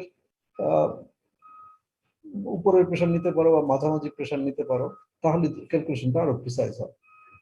ওকে, তো আমি যে কথাগুলো বললাম এগুলো নিয়ে তোমার কিন্তু একটু চিন্তা করতে হবে, তাহলে তোমার কাছে ক্লিয়ার হবে। এবং সেই চিন্তাটা না করলে যেটা হবে, তোমার ডেভেলপমেন্ট হবে না। মানে আমি যদি তোমাকে সব কথা একদম ধরে ধরে ধরে ধরে বলি, যেটা আসলে এই লেভেলে উচিত না, এটা টার্গেটও না, আমি তোমাকে কতগুলো পয়েন্ট দিয়েছি যে তুমি সেই জায়গাগুলোতে একটু চিন্তা করতে হবে। এই যে আজকে যে ডিসকাশন গুলো করলাম, যে কারগুলো আঁকলাম, কোনটা থেকে কোনটা আসলো, কেন আসলো, you have to ask yourself. তাহলেই তোমার মেন্টাল যে ডেভেলপমেন্টটা এক্সপেক্টেড চাচ্ছি সেটা হবে। আদারওয়াইজ তুমি কিন্তু ওই তোতা পাখির মতো শুধু যেটুকু আমি বলবো এছাড়া তুমি আর কিছু চিন্তা করতে পারবে না। সো আই এক্সপেক্ট যে আমি যা এক্সপ্লেন করছি এটা তুমি নিজে করো, চিন্তা করবে। ওভার কনসেন্ট্রেটেড যদি হয়, এখানে দ্বিতীয়টা যেটা বলা হচ্ছে, যদি পিসি 190 হয় তাহলে সেটেলমেন্ট কি হবে। এইখানে পিসি 190 বলার মানে হচ্ছে, দেখো আমরা এখানে P0 প্রাইম ক্যালকুলেট করেছি কত, 127। মানে এই লেয়ারের মিড হাইটে ওভারবার্ডেন প্রেসার আছে এখন 127, আর আমার পিসি প্রাইম বলা হচ্ছে এই সয়েলের সেটা 190। এটা যদি পিসি প্রাইম হয় আর এটা যদি এখন 127 থাকে, তাহলে এটা নিশ্চয়ই আমার রিলোডিং লাইনে আছে, ওভার কনসেন্ট্রেটেড পার্টে আছে স্যাম্পল সয়েলটা। এবং তার সঙ্গে যে ডেল্টা পি, যে ডেল্টা পি কত 50, সেটা যোগ করে কত আসছে 177। অর্থাৎ আমার এই অবস্থান থেকে আমি যে বাড়তি লোড চাপিয়েছি ডেল্টা পি, সেই চাপানোর ফলে সেটা কিন্তু আমার প্রি কনসেন্ট্রেশন প্রেসারকে এখনো এক্সিড করে নাই, তাই তো? বিকজ 127 ইজ লেস দেন 190। তাহলে আমার সেটেলমেন্ট ক্যালকুলেশনটা আসবে শুধুমাত্র এই লাইনের স্লোপ থেকে, হ্যাঁ, যেটা আজকে আমি এখানে ডিসকাস করেছি, যে আমার প্রেসারের যে চেঞ্জ সেটা স্টিল রিলোডিং কার্ভের উপরে বা ওভার কনসেন্ট্রেশন লাইনের উপরেই আছে। এটা কোন সিচুয়েশনে, এখানে যেটা বলেছে যে দ্বিতীয়টা, যদি পিসি 190 হয়, তো পিসি 190 হলে স্যাম্পলটা তো এখনো P0 প্রাইম আছে, P0 প্রাইম 127, যেটা এখানে ক্যালকুলেট করেছি 127, সেটা এখানে 127। তার সঙ্গে ডেল্টা পি মানে 50 চাপানো হয়েছে, 50 চাপানো হয়েছে আর বাড়তি, সেই 50 বাড়ার পর সেটা কত দাঁড়াচ্ছে 177, যেটা P1 prime. So P1 prime still PC প্রাইমকে এক্সিড করে নাই, মানে তাহলে এই স্লোপের উপরে আছে। তো এই স্লোপের উপরে থাকলে আমার ক্যালকুলেশন কি স্যার আসবে, ওভার কনসোলেশন HCS। শুধু হবে স্যার, এখানে এনসিটা আনবো না স্যার, এরকম স্যার। এনসি তো আসবে না, সেইটাই তো, তাহলে একটা পার্টি আছে। অর্থাৎ এখানে আমরা আজকে যেটা এখানে আলোচনা করেছিলাম এই জায়গাটায়, এই অংশটা শুধু একটা পার্টি আছে, কেমন, যে P1 prime is less than PC prime. আর এটা তাহলে এখানে সিএস লাগতেছে শুধু, আমার বাকিগুলো হিসাব করা আছে। তো সিএসটা ওই যে সিসি পেলে সিএসটা সেখানে বলেছে 1/5 সিসি, সেটা দেয়া ছিল এখানে, এই জায়গায় বলা ছিল সিএস 1/5 সিসি। যদি ভ্যালুটা দেয়া থাকতো এক্সপ্লিসিটলি সেটা ব্যবহার করতাম, যেহেতু নাই এটা ব্যবহার করা যাবে এখানে। তো এটা এমন এক্সপ্লেন করার কিছু নেই। থার্ড পার্টে যেটা বলেছে সেটা, ইফ পিসি ইজ 170, পিসি 170 অর্থাৎ আমার প্রি কনসোলিডেশন প্রেসার ওভার 170, কিন্তু আমার লোড চাপানোর ফলে P0 prime plus delta P মানে P1 প্রাইম সেটা কত আসছে, সেটা তো 177। সেটা তো কারণ P0 প্রাইম যেটা 127 পেয়েছি, তার সঙ্গে ডেল্টা পি 50, সেটা যোগ করে 177। তো এই ক্ষেত্রে যেহেতু পিসি প্রাইম 170, অর্থাৎ আমার পিসি প্রাইম এক্সিড করে যাচ্ছে, তাহলে আমাকে এই স্লোপে কিছু কম্প্রেশন হবে, তারপরে এর পরে যেটা সেটা আবার এনসি লাইন ধরে হবে। অর্থাৎ এই ক্ষেত্রে আমার দুটো স্লোপই আসবে। তো এটা জাস্ট এখানে এই অংশে সিএস আর এই অংশে সিসি, এখানে খেয়াল করে দেখো আমি দুটোতেই E0 ব্যবহার করেছি, কিন্তু আজকে এখানে যখন প্রিসাইজলি আসলে কি হওয়া উচিত, এটা হওয়া উচিত ইসি।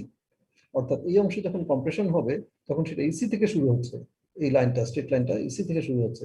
আচ্ছা, এটা করার ফলে কি দাঁড়ালো, এখানে E0 ব্যবহার করার ফলে আমার এখানে ক্যালকুলেশনে পেয়েছি 48.8 মিলিমিটার। মানে এখানে ছিল এটা মিটার, এটা 6 এবং 6 এগুলো মিটারে আছে, তারপরে এখানে 48 মিলিমিটার, মিটার থেকে মিলিমিটার। যদি এটা আমরা ইসি ব্যবহার করি তাহলেও ইসিটা আমরা ক্যালকুলেট করতে পারি আসলে এখানে, যেমন এখানে আমি এটা ক্যালকুলেট করে দেখিয়েছি।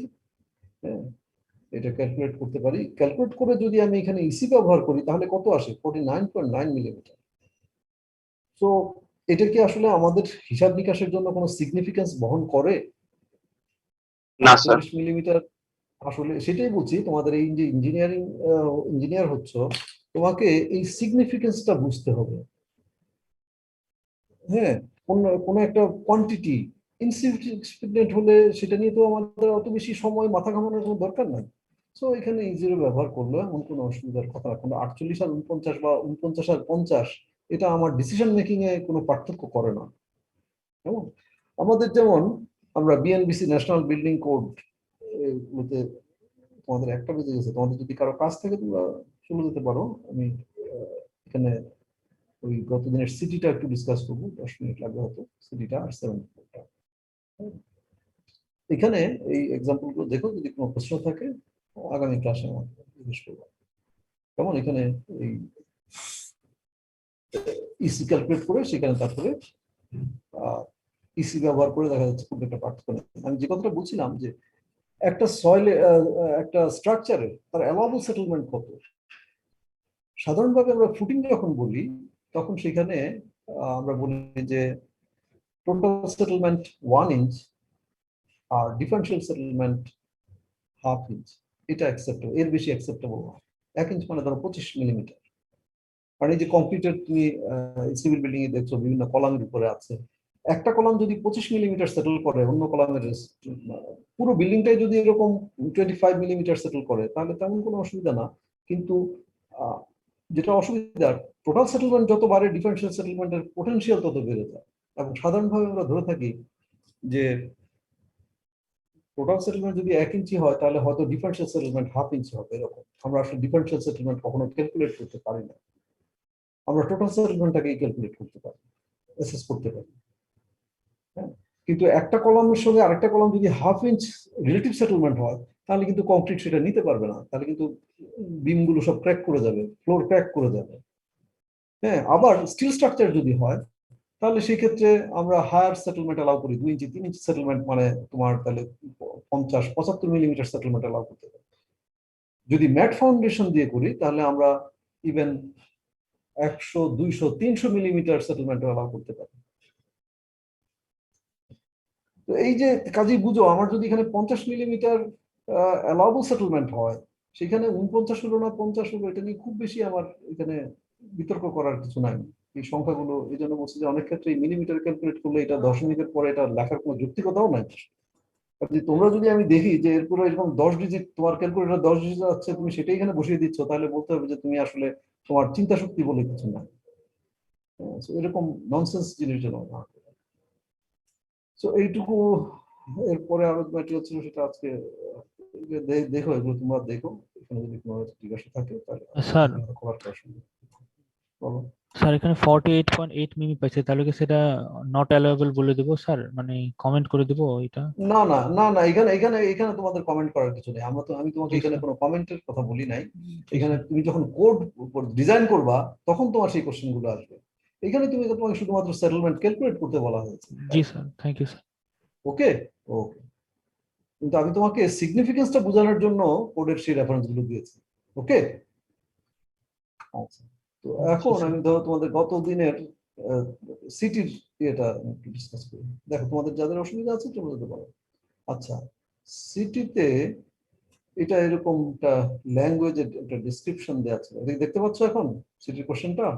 জি স্যার, দেখা যাচ্ছে। আচ্ছা, এখানে the subsoil at a site is silty sand, okay, extending from the ground surface to a depth of 25 meter. Ground surface থেকে 25 মিটার, এটা হচ্ছে silty sand, below which a hard clay layer exist. Hard clay layer মানে সেটা তাহলে permeability অনেক কম হবে, impermeable এরকম হবে। And water level is at the ground surface. অর্থাৎ তোমাকে ভিজুয়ালাইজ করতে পারতে হবে কিন্তু ওই জিনিসগুলো। A large enclosure is planned to be made at the site by driving sheet piles.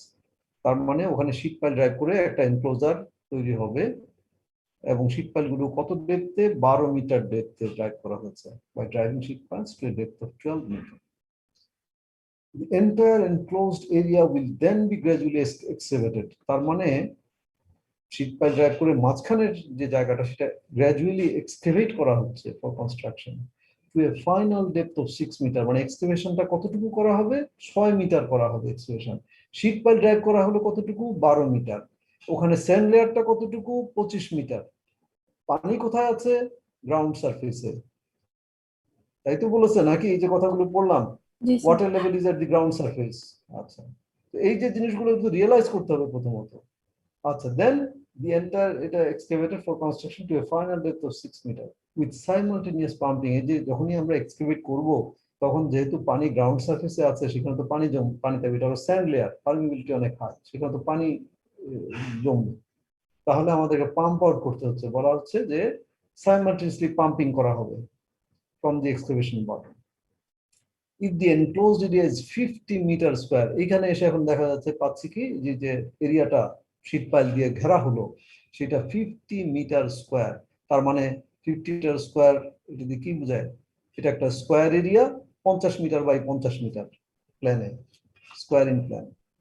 50 square meter বলা আর 50 মিটার স্কোয়ার বলা, এটা দুটার পার্থক্যটা নিশ্চয়ই বুঝতে পারো। 50 স্কোয়ার মিটার বললে area 50 square meter, length into breadth, আর 50 মিটার স্কোয়ার এটার মানে হচ্ছে এটা একটা স্কোয়ার এরিয়া যার দুটো সাইডই হচ্ছে 50 মিটার। এই টার্মিনোলজি ক্লিয়ার তো? এখন ক্লিয়ার হলো স্যার। না, কিন্তু এগুলো তোমাদের ক্লিয়ার কিছু না কিছু তো বিভিন্ন কোর্সে বিভিন্ন কিছুতে হওয়ার কথা, তুমি তো তাহলে তুমি ইঞ্জিনিয়ারিং এর জন্য তো প্রিপেয়ার্ড না। আচ্ছা, what should be total capacity of the pumps in terms of cubic metre per hour? এটা বোধহয় কেউ একদিন জিজ্ঞেস করেছিল সেদিন, সিইউএম দিয়ে কি হয়, যেমন CFT cubic feet, CUM cubic meter, এটা তোমাদের যে সেকেন্ড ইয়ারে তোমরা ডিটেইলস অফ কনস্ট্রাকশন পড়েছো, সেখানে এস্টিমেটিং এর ওখানে তো এটা এরকম টার্ম পাওয়ার কথা। এরকম কিউম্যাক, কিউসেক, যেগুলো যে ইভেন তুমি পেপারেও যখন পড়ো যে ফ্লো, নদীর ভিতর দিয়ে এখন 10,000 কিউসেক পানিও যাচ্ছে না, এই যে শব্দটা তুমি সিইউএসইসি কিউবিক ফিট পার সেকেন্ড অথবা কিউম্যাক কিউবিক মিটার পার সেকেন্ড, তো এই বিভিন্ন জায়গা থেকে তো তুমি এগুলো পিক করার কথা তোমার লাইফের জন্য। What should B the total? হ্যাঁ স্যার ওই 50 মিটার স্কয়ারটা দেখে ভেবেছিলাম যে হয়তো মিটারের উপর স্কয়ারটা না দিয়ে কথাই লিখে দিয়েছেন। জি স্যার। তাই? আচ্ছা আচ্ছা, না দুটো totally drastically different thing. 50 metre square মানে এখানে ক্লিয়ারলি এরিয়া কত? বোঝা যায় নাই আসলে। 2500। মানে স্যার এখন তো বোঝা গেল যে আপনি কি মিন করেছেন, কিন্তু তখন মনে হচ্ছে যে ওই উপরে না আমি না, এটা এটা এটা ইংলিশ ল্যাঙ্গুয়েজ, এটা তো আমি না। না ওই যে ওকে, ফন্টের প্রবলেম ঠিক আছে ভেবেছিলাম। তোমাদের। আচ্ছা আচ্ছা আচ্ছা আচ্ছা, ঠিক আছে, তুমি হয়তো বইতে, তোমরা যখন এই জন্যই তোমাদের বলি বই পড়তে, তোমরা যদি শুধুমাত্র ক্লাস নোট দেখো তাহলে কিন্তু তোমাদের এই জিনিসগুলো ডেভেলপ করবে না কখনো, কারণ ক্লাসে আমরা যতটুকু কথা বলি তার চেয়ে আরো অনেক বেশি জিনিস তোমার ওই চ্যাপ্টারের মধ্যে আছে এবং সেটা পড়তেই হবে। এই টার্মগুলো তুমি যদি মেকানিক্স এর সময়ও পড়তা তা সেখানেও হয়তো পেতে, বা বিভিন্ন কোর্সে অলরেডি পেতে। আচ্ছা, যাই হোক, এখানে এখন based on calculations comment on whether the proposed 6 meter embedment of the sheet piles will work। যে কিছু ক্যালকুলেশন করতে হবে এবং আমাকে মন্তব্য করতে হবে যে 6 মিটার এমবেডমেন্ট মানে এখানে আসলে পাইপটা ঢুকানো হয়েছে কতটুকু, 12 মিটার, তাই তো? By driving sheet piles to depth of 12 metre, 12 metre তো ঢুকানো হয়েছে। আর এমবেডমেন্ট 6 মিটার আসলে কোথা থেকে, কারণ এখানে তো 6 মিটার এক্সকেভেট করা হচ্ছে, 6 মিটার এক্সকেভেট করলে আর থাকছে কতটুকু নিচে, 6 মিটার নাকি? সেটাই বলা হচ্ছে যে based on calculations comment on whether the proposed 6 meter embedment of the sheet piles will work। মানে ওই বাকি যে 6 মিটার এমবেডমেন্ট থাকলো এটা ফাংশনিং হবে কি হবে না, ফাংশনিং হবে না মানে এই ক্ষেত্রে কি বোঝা যাচ্ছে, যে এটা এখানে হয়তো বয়লিং হতে পারে, আর কি হতে পারে, আর পাম্প ক্যাপাসিটি কত লাগবে সেটা আমাকে ফ্লো থেকে বের করতে হবে, এই তো। এখানে যেমন সয়েলের স্যাচুরেটেড ইউনিট একটা রেঞ্জ দেওয়া আছে, হ্যাঁ, আমি তোমাদেরকে নির্দিষ্ট ভ্যালু বলি নাই, আমি এখানে একটা রেঞ্জ দেওয়া আছে 16 থেকে 18। তো তোমার রিয়েল লাইফেও তোমাকে তুমি যে কেউ তোমাদের একটা ভ্যালু মাঝামাঝি কোনো একটা ভ্যালু তোমাকে নিয়ে তোমাকে কাজ করতে হবে, কেমন, যদি এটা লাগে। আর পারমিয়াবিলিটি কোএফিসিয়েন্ট কি বলা হচ্ছে ডাইরেক্টলি তোমার ফ্লো বের করতে, যেখানে ফ্লো বের করতে হবে এটুকু তো বোঝা যাচ্ছে এটা পড়ে, যে কারণ পাম্পের ক্যাপাসিটি কত, তার মানে ওখানে পানি কতটুকু এই এক্সক্যাভেশনের মধ্যে এসে জমবে সেটাই তো বের করবো, তো সেটাই তো পাম্প আউট করবে।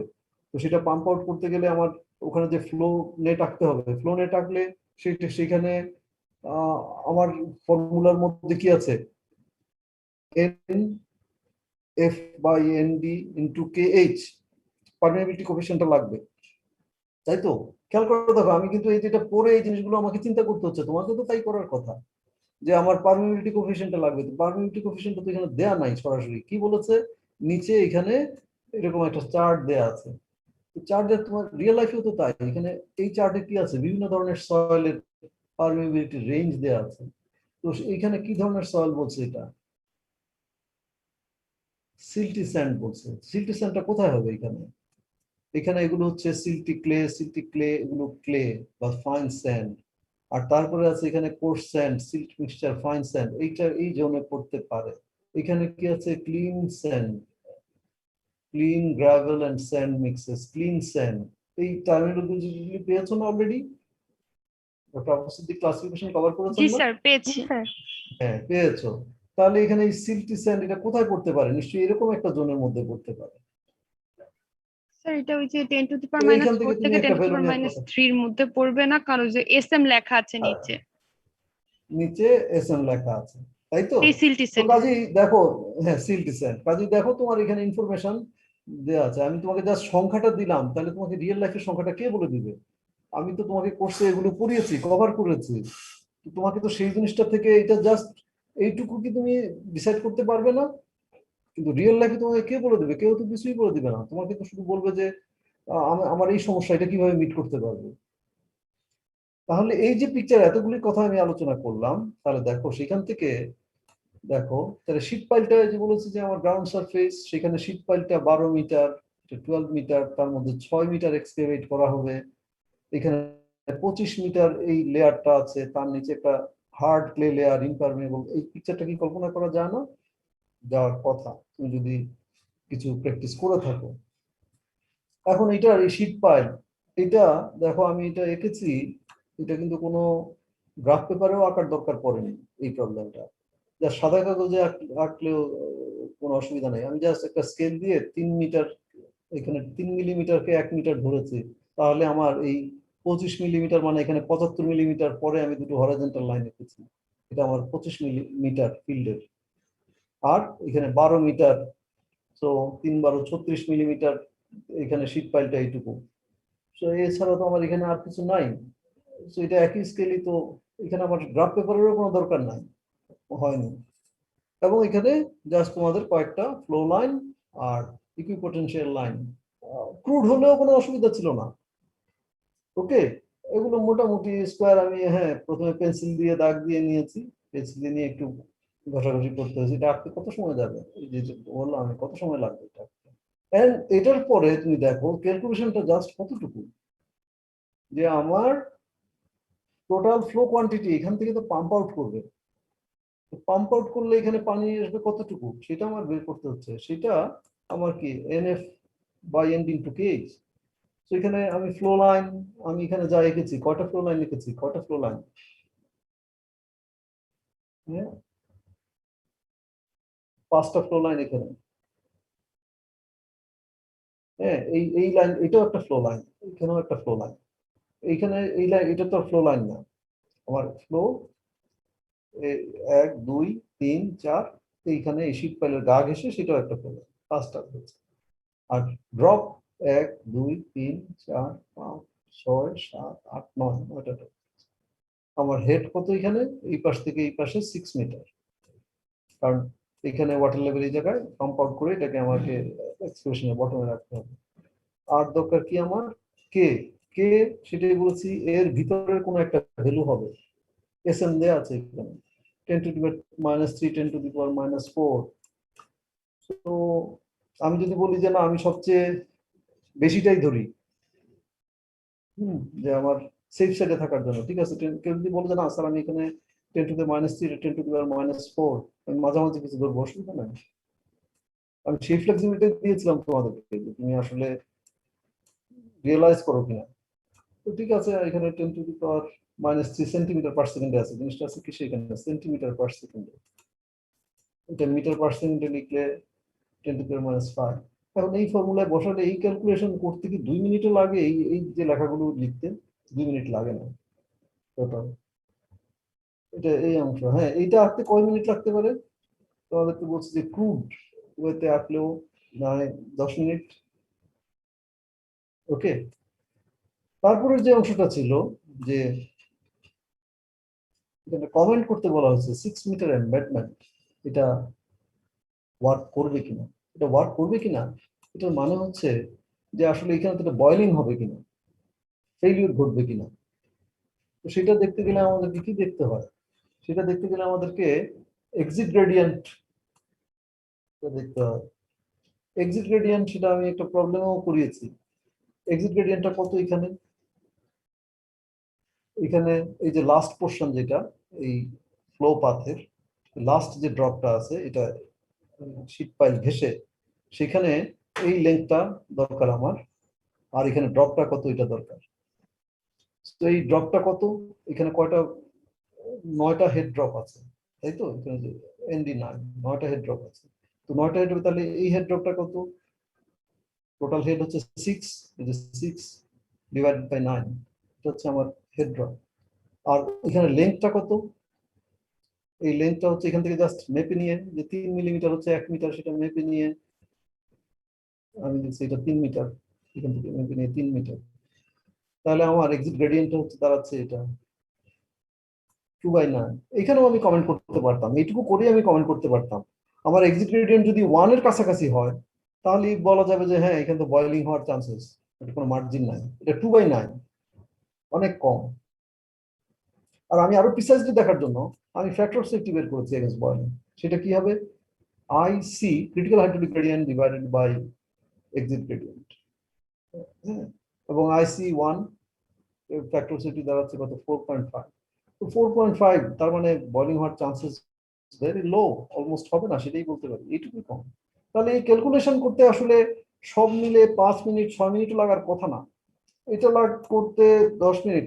আরো যদি আমি বলি যে এটাকে রিয়েলাইজ করতে আমার আরো 10 মিনিট, এর চেয়ে বেশি তো কোনোভাবেই এখানে লাগার কথা না, নাকি কি বলো? এটা কি আসলে কি খুব ডিফিকাল্ট কিছু এখানে ছিল? আর এখানে হচ্ছে যে 50 মিটার স্কোয়ার এরিয়াটা কিভাবে ক্রিয়েট হচ্ছে? স্যার 50 মিটার স্কোয়ার সেটা সেটা আসছে কোথায়? সেটা এই যে এখানে আসছে। সেটা এই যে কিউ যেটা ক্যালকুলেট করেছি, এটা কিসে? পার মিটার অফ ওয়াল। এই কিউটা NF বাই NDK, তুমি যদি থিওরিটা দেখো তাহলে এটা পার মিটার অফ ওয়াল বলতে এই তোমার কম্পিউটার স্ক্রিনের পারপেন্ডিকুলার ডিরেকশনে 1 মিটারে এখানে যে ফ্লো চ্যানেল সেখানে কতটুকু পানি যাচ্ছে এইটুকু। এখন এই পানির ফ্লোটা কি শুধু এখানে যাচ্ছে? তুমি যদি প্ল্যানে দেখো তাহলে তো এরকম একটা স্কোয়ার এরিয়া, তাই না? এরকম একটা স্কোয়ার এরিয়া, তো সব দিক থেকেই তো পানি আসছে, তাই তো? কারণ এটা তো এক্সকাভেশন করা হয়েছে। আমার কথা কি রিয়েলাইজ করতে পারছো তুমি? স্যার আমি হচ্ছে চিন্তা করছিলাম, দেখছি। জি স্যার, স্যার প্ল্যানে হ্যাঁ, যদি বলো। আমি 50 মিটার স্কোয়ার ক্রিয়েট করতে চাই তাহলে হচ্ছে 2টা লেয়ার পাইল দিয়ে মানে ওটাকে ঘিরে দিতে হবে টাইপের, এভাবে চিন্তা করছি আমি, যেন হচ্ছে আমারটাতে 2টা লেয়ার না আসছিল। না, সেটা নয়। যেমন জিনিসটা তো এরকম যে তুমি একটা জিনিসটা তো এরকম যে এরকম এটা 50, এইদিকে এটা 50, এটা প্ল্যানের আঁকছি আর কি আমি, হ্যাঁ এইরকম 50, এটা প্ল্যানে দেখলে স্যার এরকম প্রত্যেকটা সাইডে 50, সো পানি এইখান দিয়েও আসছে, হ্যাঁ সব সাইড দিয়েই তো পানি আসছে। এখানে আমরা যে ক্যালকুলেশন করে যেটা পাচ্ছি সেটা সেটা কি পেলাম? এটা এখানে এটা কি করতে হবে? স্যার আপনি হচ্ছে সেকশনে 2টা ফাইল না এঁকে, মানে যেহেতু 2টাই একই রকম সেজন্য একটা এঁকে দেখিয়েছেন, এরকমই না? স্যার এখানে 2টা ফাইল দেখার কথা সেকশনে, যদি আমরা স্কয়ার শেপ চিন্তা করি। না, এখানে 2টা পাইল কোথায়? এটা একটাই তো পাইল, 12 মিটার তো মানে স্যার ওই যে পাশেরটা পাশের কোনটা মানে এখানে স্যার মানে এই যে এক্সকেভেশন যেটা করলাম তো হচ্ছে গিয়ে এক পাশে একটা পাইল যদি সেকশন কাটি তাহলে আরেক পাশে আরেকটা পাইল দেখা যাবে না? হ্যাঁ মানে তুমি স্যার যদি সেকশন এখানে আমি এইদিকে এসে তাহলে আরেকটা পাইল হতে পারতো, হ্যাঁ তুমি হ্যাঁ যেটা সেটাই, মানে বলছো আপনি সিমেট্রিক সেটা দেখে হচ্ছে একটাই এইখানে দেখিয়ে এইখানে দিয়েছেন। আরেকটা এই এই হ্যাঁ আর সেটাই তো আমার তো এটা চারপাশ দিয়ে তো আমি তো সেটা প্ল্যানে তো এটা এরিয়াটা আঁকলাম, এই প্ল্যানেই তো এইখানে যে এখন যে আঁকলাম প্ল্যানে এরিয়াটা আঁকলাম, এটাও 50 মিটার, এটাও 50 মিটার, এটাও 50 মিটার, এটা 50 মিটার, এই চারপাশেই তো তোমার শীট পাইল ড্রাইভ করা হলো, তো ভিতরে এক্সকেভেট করা হচ্ছে, তো পানি তো এদিক থেকেও আসবে, এদিক থেকেও আসবে, এদিক থেকেও আসবে, এদিক থেকেও আসবে। সো এইটা তো আমার চারপাশ জুড়েই সেটা ক্যালকুলেশনে আসছে কিভাবে সেটা, এটা তো পার মিটার অফ ওয়াল, সেটাকে দেখো 50 × 4 দিয়ে মাল্টিপ্লাই করে আসছে টোটাল পাম্প ক্যাপাসিটি, এটাই তো আমার টোটাল ইনফ্লো। 50 মিটার স্কোয়ারটা কোথায় আসছে, এখানে আসছে, এটা কি বোঝা গেল? স্যার আমার প্রশ্নটা ছিল, এটা তো আমরা প্ল্যানে যেহেতু একটা স্কোয়ার শেপ টাইপের একটা প্ল্যান দেখতেছি, এখন স্যার হরাইজন্টাল বরাবর যদি আমরা সেকশনটা নিই বা যে কোনো একটা বরাবর যদি সেকশন নিই, তাহলে স্যার আমরা দুইটা শীট পাইল কাটা পড়বে, সেজন্য বললাম আপনার ঠিক ছবিটাতে আছে একটা শীট তোমার পাইল কাটা দুইটা, পড়ছে। হ্যাঁ তোমার দুইটা শীট পাইল মানে এখানে এদিকে মনে করো আরেকটা শীট পাইল থাকবে, এই তো জি স্যার, তুমি তাহলে যেটা স্যার বলছো ওই এখানে আরেকটা শীট পাইল ফ্লো লাইন থাকবে, গুলো একটু হ্যাঁ এরকম, হ্যাঁ না কিন্তু এখানে কত মিটার, এটা কত মিটার, এটা স্যার কত এটা মিটার, 50 এই পাশ মিটার থেকে এই পাশে 50 50 মিটার। মিটার, তো 50 মিটার, তো এইখানে তো এটা 50 মিটারের মধ্যে এই পাশের ফ্লো লাইন গুলো দিক থেকে আসবে, ওই পাশের ফ্লো লাইন গুলো এইভাবে আসবে, জি স্যার, সেটা ওভাবে আমি এক করেছিলাম পাশেরটা আমরা। বের তুমি তুমি দুইটা এঁকেছো, এটাও এঁকেছো, এটাও এঁকেছো, জি স্যার। ফাইন, স্যার দুইটা আঁকো তাতে কোনো অসুবিধা নাই, তুমি যদি দুইটা আঁকো তাহলে কি করতে হবে, তখন তোমার তোমার ফ্লো যেটা ক্যালকুলেট করবা সেটাকে তাহলে তুমি দুই সাইড থেকে শুধু 2 দিয়ে মাল্টিপ্লাই হবে নাকি, অর্থাৎ এখানে যেটা জি আমি স্যার। 50 × 4 করেছি তখন তোমার কি এখানে 4 হবে? কি স্যার বলো? আমরা তো অ্যাকচুয়ালি ভুল করেছিলাম, 50 স্কোয়ার তুমি ধরে যদি নিয়েছিলাম পুরাটা এরিয়া। আচ্ছা আচ্ছা ঠিক আছে, তুমি যদি এই পাশে ফ্লো মানে শীট পাইল ধরো তাতেও কোনো অসুবিধা নাই, কিন্তু তোমার তাহলে এই ক্রস সেকশন দুই পাশ থেকে ফ্লো আসবে, তখন তোমার তাহলে নিশ্চয়ই এখানে স্যার 50 কফার × ড্যামের 2 মতো আসবে, কিছুটা স্যার। হ্যাঁ সেটাই, তাতেও কোনো অসুবিধা নাই, তুমি যদি সেটা একে করে থাকো তাতেও কোনো অসুবিধা নেই, ইটস ওকে, ওকে। তো আর তুমি যদি এক সাইডটা একে থাকো, হ্যাঁ নরমালি যেটা কি হবে, এটা যদি ডিসটেন্সটা কম হয়, অর্থাৎ এই ফ্লো লাইন গুলো এইদিকের ফ্লো লাইন যদি তোমার কি করে ইন্টারসেক্ট করে, তখন দুটোর ইনফ্লুয়েন্স থাকবে, আদারওয়াইজ ইনফ্লুয়েন্স থাকবে কি, মানে এটা যদি আপনি অনেক ওয়াইড হয় থাকবে কি তখন, কথাটা বুঝছো, তোমার এই ফ্লো লাইন এবং ওই দিকের ফ্লো লাইন সেটা যদি মানে ইন্টারসেক্ট করে তখন সেটা ইনফ্লুয়েন্স করবে, আদারওয়াইজ তো এই এক পাশে আঁকলে সিমেট্রি ধরে এক পাশে আঁকলে তার 4 গুণ হবে, এটাই হবে, কেমন? আচ্ছা, এটা নিয়ে আর কোনো প্রশ্ন? এরপরেও তোমাদের যদি অসুবিধা থাকে তোমরা নিজেরা একটু চিন্তা করতেই হবে, তোমার তুমি যতক্ষণ পর্যন্ত চিন্তা করবে না ততক্ষণ পর্যন্ত তোমার কনসেপ্ট বিল্ড আপ হবে না। স্যার ফ্যাক্টর অফ সেফটিটা কি স্যার এভারেজ ড্রাইভিং হেড দিয়ে যে স্যার একটা দেখিয়েছিলেন সেটা দিয়ে বের করলে কি সেমই আসার কথা স্যার? এভারেজ ড্রাইভিং হেড, এখানে তো এভারেজ ড্রাইভিং হেড দেওয়ার কিছু নাই, যেহেতু ফ্যাক্টর সেফটি যেটা বয়লিং এর এগেইনস্টে, সেটা তো আমার এই এক্সিট পয়েন্টে গ্রেডিয়েন্ট কত সেটা থেকে আসবে, এক্সিট গ্রেডিয়েন্ট কত সেই এক্সিট গ্রেডিয়েন্ট ক্যালকুলেট করেছি এখানে, এটা তো একটা এক্সাম্পল আমরা পালানি কুমারের বইয়ের থেকে ক্লাসে ডিসকাস করেছিলাম, স্যার ওই যে এক্সিট ওখানে গ্রেডিয়েন্ট। আমরা এক্সিট গ্রেডিয়েন্টটা হচ্ছে গিয়ে এখানে যেমন হাইয়েস্টটা নিয়েছেন, ওইখানে হচ্ছে কি ওই যে পাশাপাশি দুইটা ফ্লো লাইন থেকে এভারেজ করে নিয়েছিলাম, তো ওইটা জিজ্ঞেস করেছে যে এভারেজ করে নিয়ে ক্যালকুলেশন এফএস টা বের করলে হবে কিনা। আমার মনে হয় না দুইটা এক জিনিস, তোমরা যেটা বলছো ক্লাস কোন ক্লাসে আছে, কোনখানে কত নাম্বার ক্লাসে বলতে পারবা, কোন ক্লাস লেকচারে আছে? পারমিবিলিটি 13 দিকে মেবি ছিল স্যার।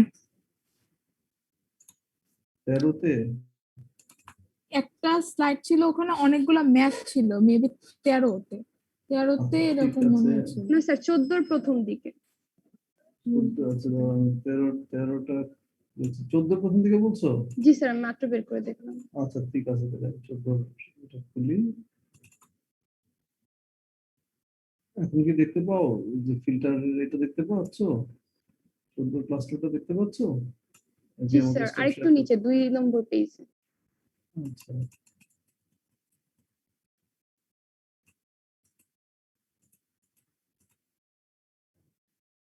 এখানে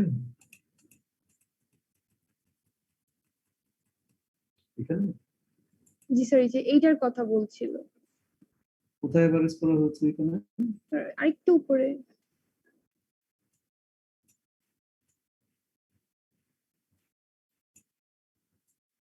স্যার এই যে I average fs equals to y, sorry, gamma prime divided by I average into gamma.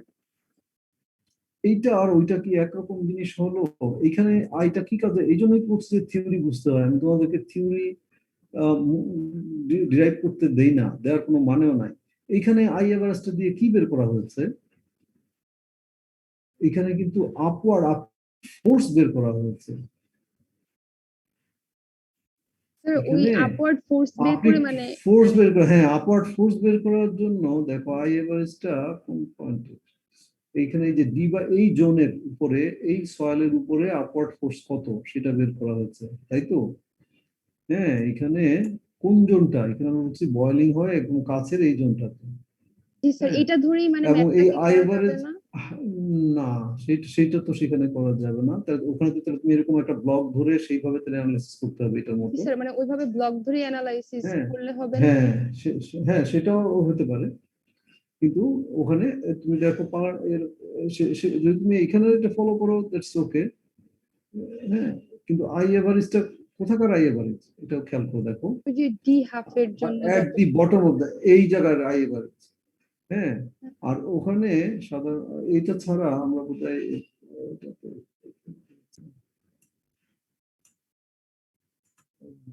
এখানে এই যে এই প্রবলেমটা তো আমরা বোধহয় এরকম একটা প্রবলেমের মতো আমরা যে এখানে তো বের করেছি যে শীট ফাইলের প্রবলেম, এই যে শীট ফাইলের এই প্রবলেমটা আমরা করেছিলাম না ক্লাসে, এটা 13 নম্বর লেকচারে।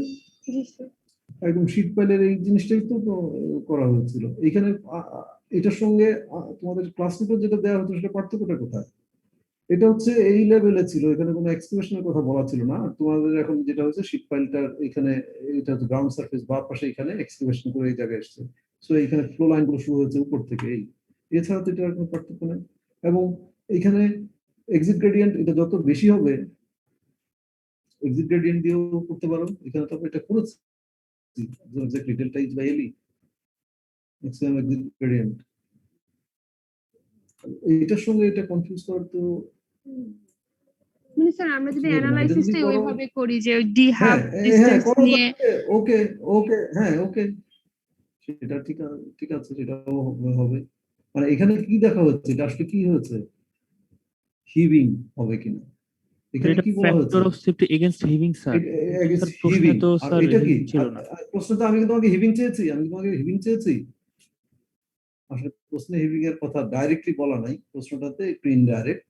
সো এটা হিভিং হবে না। এখানে দেখো হিভিং যে ফেনোমেনাটা আর বয়লিং ফেনোমেনাটা ডাইরেক্টলি কি এক, ডাইরেক্টলি একই এক নয়। সো তুমি যদি হিভিং ক্যালকুলেট করে থাকো বলো এখানে হিভিং হবে না, সেটা একটা ইয়ে হতে পারে, কিন্তু এক্স্যাক্টলি আমরা এখানে যেটা চেয়েছি তোমাদের এখানে প্রবলেমটাতে, এখানে আসলে হিভিং এখানে এখানে বয়লিংটাই আমরা দেখেছি। তোমার এটা স্টেবল হবে কি না, আর ওয়ার্ক করবে কি করবে না, ওকে তুমি বলতে পারো যে এখানে হিভিং ফেলিওর হবে না, কিন্তু হিভিং হবে না, বাট কোনটা ক্রুশিয়াল হবে এই জায়গাটায়? বয়লিং আগে মানে বয়লিং এ কি হয়, একটা একটা দুইটা করে পার্টিকেল আস্তে আস্তে বের হতে থাকে সেইভাবে। আর হিভিং হলে তো পুরো জিনিসটা একসঙ্গে চলে আসবে। সো এখানেও দেখো এইটুকু ইম্পর্টেন্ট যে এটা heaving and boiling is not directly the same thing. Boiling যেটা সেটা আমরা দেখতে পাচ্ছি এক্সিট গ্রেডিয়েন্ট থেকে, আর হিভিং এ সেটা একটা ফেলিওর মোড, সেটা দেখতে পাচ্ছি আমরা আই এভারেজ এখানে বের করে এই জোনের স্টেবিলিটি থেকে, ডাউনওয়ার্ড ওয়েট এবং আপওয়ার্ড ফোর্স সেটার ওয়েট থেকে। তো এখানে প্রিসাইজলি বললে তোমার ক্যালকুলেট করার কথা exit gradient factor safety against boiling.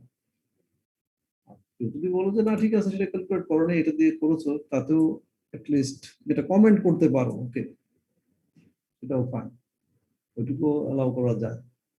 কিন্তু প্রিসাইজলি বললে এখানে আমাদের এক্সিট গ্রেডিয়েন্টটা দেখার কথা। তো দুটো জিনিসের ভিন্ন, সেম না। তো এই জন্য এই যে থিওরি গুলো রিয়েলাইজ করা, এগুলো আসলে জাস্ট ফর্মুলা নয়। তাহলে আমি তো তোমাদেরকে কোথাও পরীক্ষায় এগুলো ডিরাইভ করতে দিব না। ডিরাইভ করতে দেওয়ার অর্থ নাই, কোনো মানে নাই। এটা তুমি কি এই জিনিস তোমাকে রিয়েল লাইফে কোথাও ডিরাইভ করতে হবে তা নয়, এটা তোমাকে অ্যাপ্লাই করতে হবে। তো অ্যাপ্লাই করতে গেলে তো এই থিওরিটার ব্যাকগ্রাউন্ডটা না বুঝলে তুমি অ্যাপ্লাই করবে কেমন করে? এই যে আমি তোমাকে বললাম heaving and boiling is not the same thing, এটা তো তুমি এই Sir. রিয়েলাইজ না করলে কেমন করে? স্যার কোয়েশ্চেনে তো আমাদেরকে বলো। কমেন্ট করতে বলেছে যে এটা কি সেফলি থাকবে কিনা। ওয়ার্ক করবে থাকবে হ্যাঁ, কিনা? তো ওইখানে তো হ্যাঁ, তো ডিরেক্টলি সেটাই তো আমি বলা তোমাকে নেই। বলেছি। হ্যাঁ, সেটা তো আমি বলেছি যে সেই জায়গায় কেউ যদি হিভিংও ক্যালকুলেট করে এখানে একটা কমেন্ট করে, okay, he can she can get credit. এখানে তো বলেছে শুধু উইল ইট ওয়ার্ক, কিন্তু প্রিসাইজলি তুমি যদি মনে করো জিনিসটা ডিজাইন করো, তুমি কোনটা দেখবা? হিভিংটা দেখলেই হবে নাকি বলিংটা? আসলে দুটোই হয়তো দেখা দরকার হতে জি পারে। স্যার, তাহলে তো হ্যাঁ, দুটোই দেখা উচিত দুটোই দেখা actually। হতে পারে, অথবা হ্যাঁ দুটোই দেখা হতে পারে। তবে হ্যাঁ, যদি ইন রিয়ালিটি তুমি বলো তাহলে দুটোই হয়তো দেখার দরকার হতে পারে। কেউ যদি একটাও করে করে কমেন্ট করে তবুও তো আমি তাকে ক্রেডিট দিতে পারি, ওকে। কিন্তু হিভিং আর বয়লিং দুটো ডিফারেন্ট ফেনোমেনা। এখানে আসলে রিয়েল লাইফে এটা কি বয়লিং করে ফিল করলো না হিভিং করে ফিল করলো, ক্লায়েন্টের কি তাতে কিছু যায় আসে? ইঞ্জিনিয়ার হিসেবে তোমাকে দুটোই চিন্তা করতে হবে। কেমন? তো সেটা ক্যালকুলেট করলো, এখানে বাড়তি খুব বেশি সময়ের ব্যাপার নয়। সো যেটা আমি তোমাদেরকে বলছি, আসলে রিয়েলাইজেশনটা মোর ইম্পর্টেন্ট। আদারওয়াইজ তুমি তোমাকে যত অঙ্কই করো না কেন, তুমি এখানে মিনিংলেস।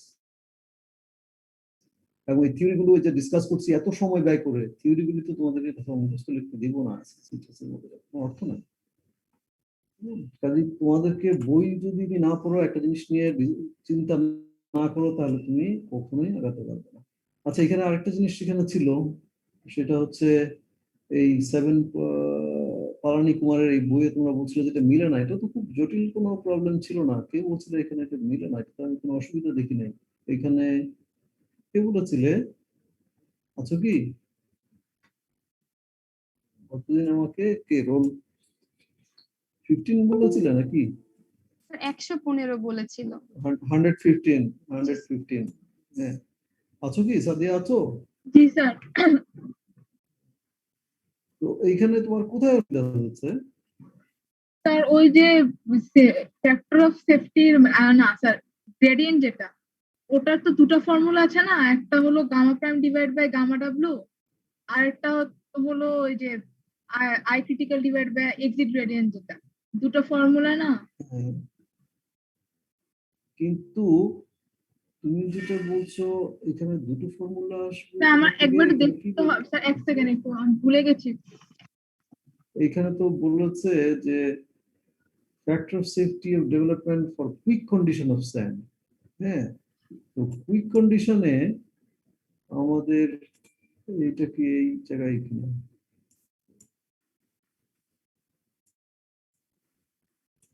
কুইক কন্ডিশনের জন্য এটা বোধহয় লেকচার 12 এ কুইক কন্ডিশনটা বের করা আছে কোথায়?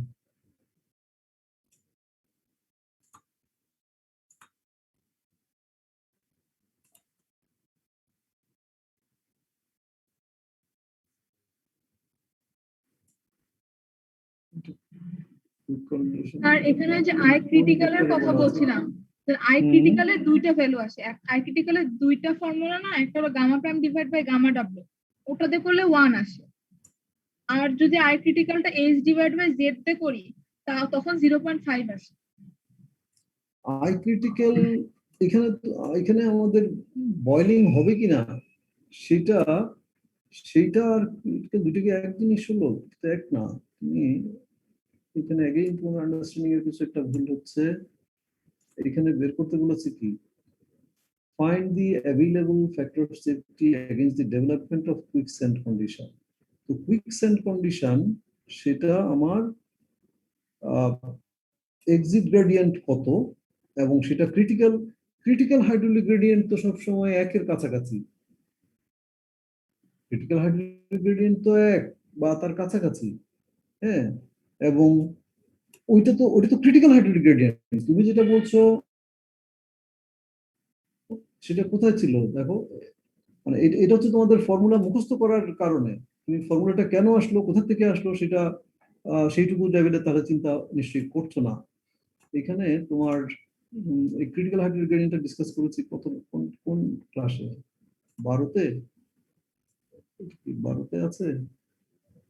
ওই যে তুমি যে ফর্মুলাটা বলছো, অন্য ফর্মুলাটা, সেটা কোথায়, এটা আরো বেশ আগের ক্লাসে স্যার ডিরাইভ করা হয়েছিল। এটা কি 11 নম্বর ক্লাসে, লেকচার 11-এ? দেখি আমার এখানে আছে সবগুলোই। লেকচার 11-এ। ফ্লোনেট শুরু করার আগে সম্ভবত। আচ্ছা, এই যে এখানে ক্রিটিক্যাল হাইড্রোলিক গ্রেডিয়েন্ট, কেমন, এটা লেকচার 11-এ আছে।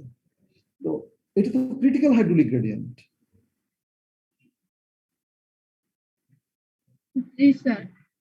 তো এটার আরেকটা ফর্মুলা আছে না, H divide by Z, head difference divide by সয়েলের লেন্থ, যেটা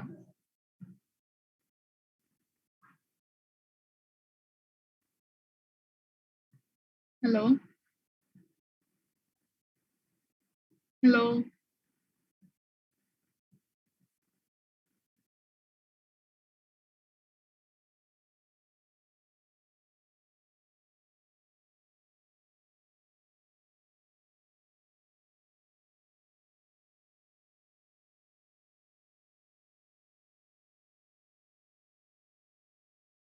Recording stopped.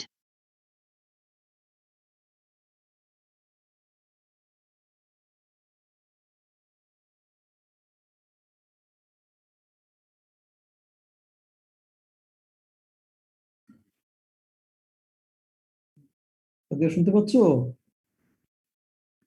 জি স্যার শুনতে ডিসকানেক্ট হয়ে পাচ্ছি। গিয়েছিল, হ্যাঁ ডিসকানেক্ট হয়ে গিয়েছিল। আবার এখন কি আবার সেটা শেয়ার করতে হবে না?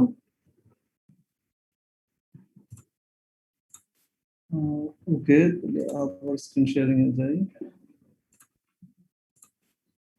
এখানে বয়লিং কন্ডিশনে তিনটা ছিল, একটা হচ্ছে আমার ইফেক্টিভ স্ট্রেস 0, অথবা আই যদি আই ক্রিটিক্যালের চেয়ে বেশি হয় বা সমান হয়, গ্রেটার দেন ইকুয়াল টু হয়। আর একটা ছিল আমরা এই যে তুমি এইচ বাই জেড যেটা বলছো, সেটাও কি জিনিস দিচ্ছে আমাদেরকে? সেটাও তো দিচ্ছে আই ক্রিটিক্যাল, নাকি অন্য জিনিস দিচ্ছে? I critical.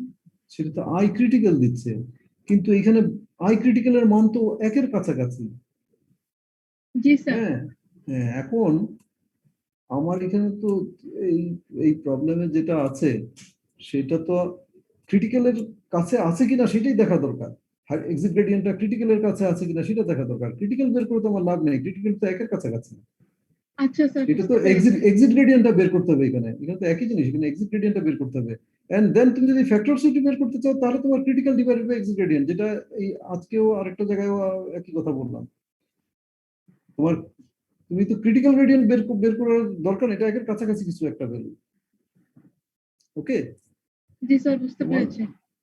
তোমার দরকার হচ্ছে এক্সিট গ্রেডিয়েন্ট বের করা। এইটা 1-এর চেয়ে যদি কাছাকাছি থাকে, তাহলে বলতে হবে যে বয়লিং হবে। আর ফ্যাক্টর সেফটি বের করে তো আরো প্রিসাইজলি বলা যাবে। তো ঠিক আছে, তোমাদের থ্যাঙ্কস, তোমরা অনেকখানি সময় দিয়েছো। তোমাদের যদি আসলে এরকম আরো কিছু প্রশ্ন থাকে, অনুরোধ থাকলে, তাহলে এক্সট্রা টাইম আমাকে দিতে হবে আর কি, তখন ডিসকাস করা যাবে। নর্মাল ক্লাসে তো আসলে ডিসকাস করার অতটা স্কোপ থাকে না। তো ওকে, থ্যাংক ইউ সবাইকে, এখানে শেষ করছি।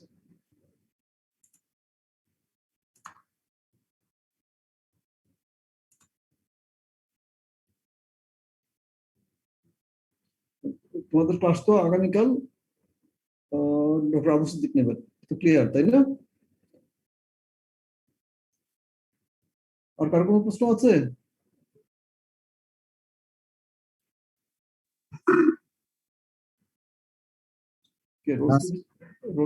কিছু বলতে চাচ্ছ নাকি? না স্যার, ওকে ওকে ওকে, ঠিক আছে, মিটিং এন্ড করছি। Thank you. Recording stopped.